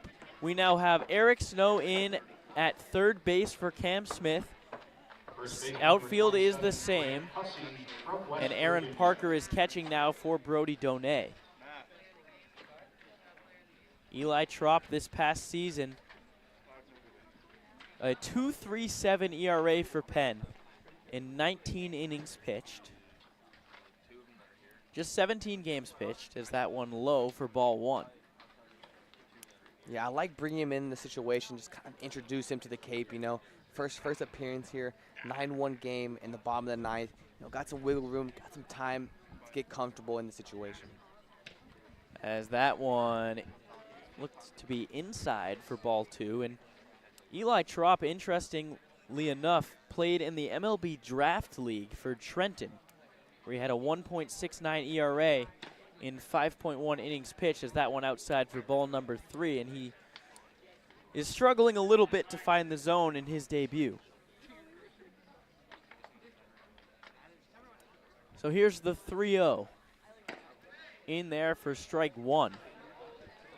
And this is a nice opportunity for Trop and Middleton both to get their debuts in relatively low pressure situations, up by 8 runs. That one outside for ball 4, and Hussey will jog over to first base. Yeah, and that right there is why you want to have them come in low-stakes situations, because you expect Russ to be coming off of that elbow. You expect that, not necessarily a slow start, but again, like we said with the batting, acclimation to the league. So here's Grant Sherrod, pinch hit his last time up, had a sac fly. He pinch hit for Lawson Harrell.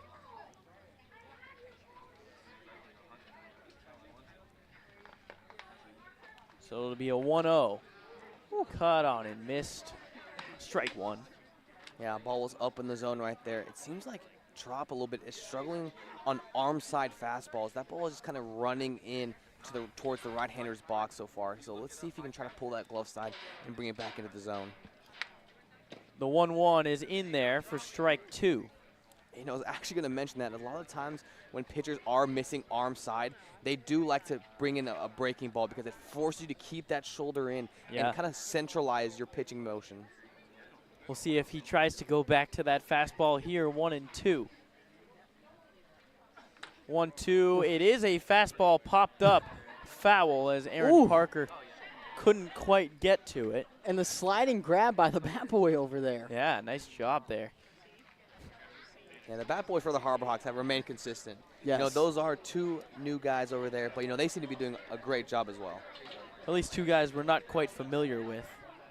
Got Trop right now tying his shoe, loop-de-loop and pull. I don't know if you watched SpongeBob, but there's an entire song in the SpongeBob saga about how to tie your shoes. You want to sing it for us right now? I don't remember it. Oh, I don't know like, about you know, that. You do the loop-de-loop and pull, and then your The shoes shoes all are looking yep, cool. There that's it right, is, that's yes. right. Sounds like you just Nico remembered Sharp. It. Yeah, big SpongeBob guy, I got to say. All right, 1-2 is grounded towards third base. Potential double play ball. Snow over to John. Over to first, dropped by York, but not in time anyways, as the Harbor Hawks will get 1 out.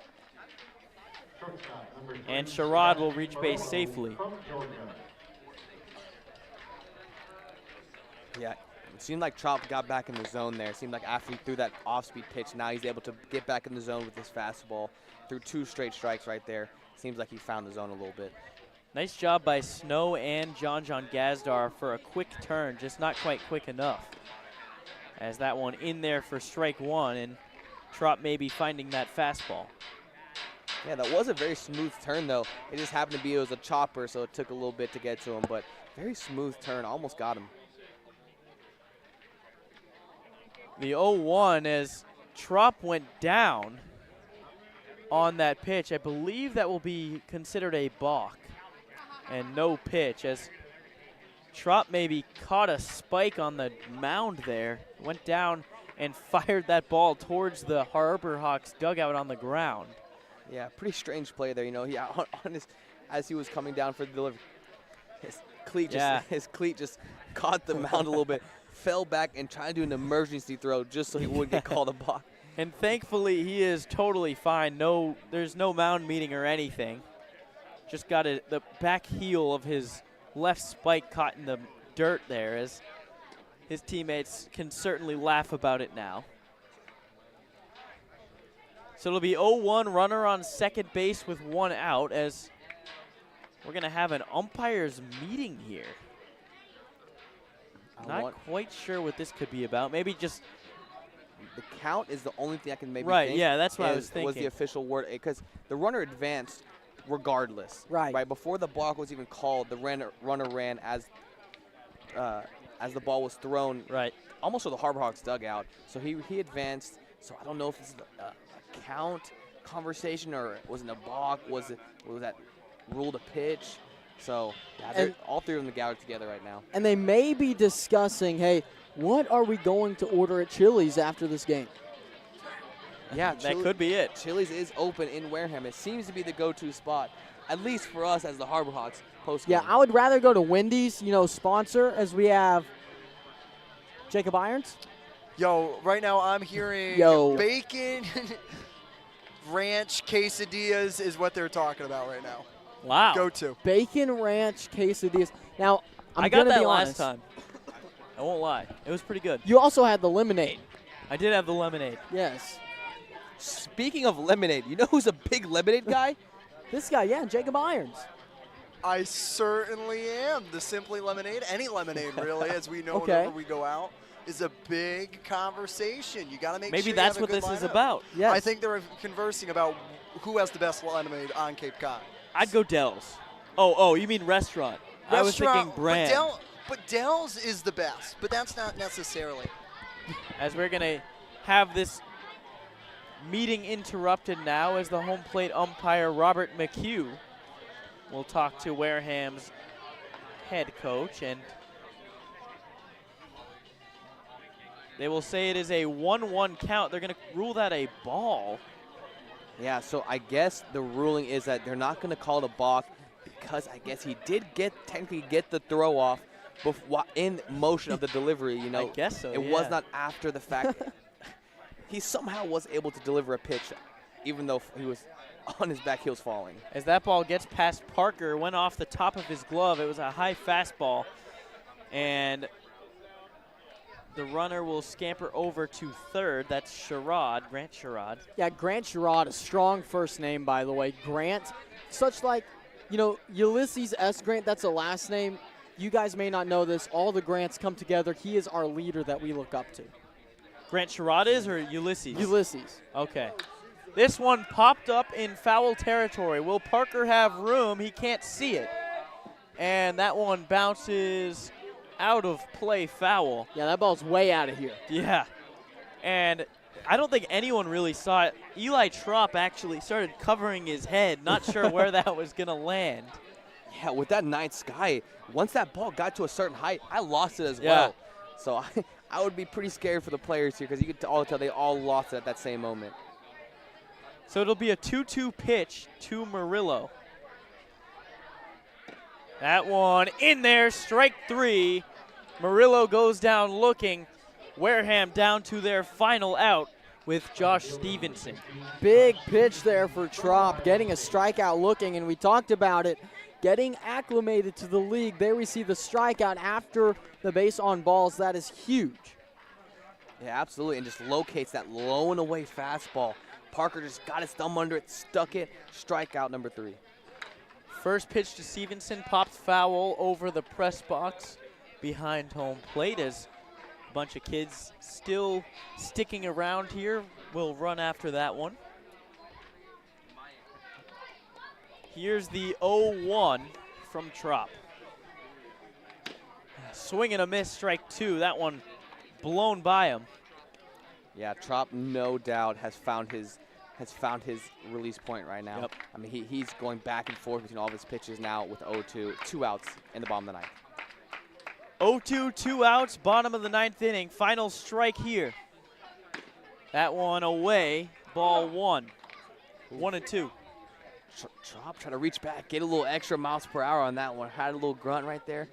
Ball missed arm side, but you could tell he reached back and he wanted to get that strikeout number 3 on the fastball. It'll be a 1-2 pitch. Hyannis leads 9-1. Swing and a miss, strike 3. And the Harbor Hawks will go home victorious. They clinched the season series against the Wareham Gatemen after winning this one 9-1. And what a performance. Top to bottom, everyone that appeared in this game. Just a great job overall. Check this out here. All of the Hyannis pitchers threw flat innings. No mid-inning switches for Hyannis because allowing just 1 total run. You've got several strikeouts. My count up goes to 7, 8, 9, 10, 11 strikeouts for Hyannis on the pitching staff. Incredible stuff. Nico, can you speak to that at all? Yeah, no doubt, you know, and we had 4 pitchers enter this game, 3 of them allowing no hits. Right. You know, our pitching staff really brought so many zeros, and it just made it feel like the Wareham Gatemen were just never in this game. You know, it just felt like our offense put it on early, put it on often, and our pitching staff just shut the door. Absolutely. Hyannis goes home victorious 9-1. For more of a post-game show, tune into Hawk Talk. That'll be posted to YouTube later on tonight. But thank you so much for tuning in to the Harbor Hawks Baseball Network. I'm Josh Schreiber. Alongside me have been Nico Sharp and Grant McNew. Thank you so much, Jacob Irons and Mickey Doolittle, for helping produce this game. We will see you next time tomorrow from McKeon Park. You're watching Hyannis Harbor Hawks Baseball Network. We all have obstacles, challenges at different points in life. I still push myself every single day, and the harder I push myself, the more I find myself drawn to wearing UFOs. The first time I put on a pair of UFOs, it was like someone released the pressure. It was so crazy. When you are recovered and can do more, that has a compounding effect on all aspects of your life. Stepping into a pair of UFOs, they're truly one of a kind. There's nothing like them. Best ever? Good question. Wait, why'd he sound like Dr. J in your head? I've always sounded like Dr. J in my head, which means Dr. J's outside voice sounds like my inside voice. Which Coke? The doc would know. He got the world to call him doctor without going to med school. There's only one best ever.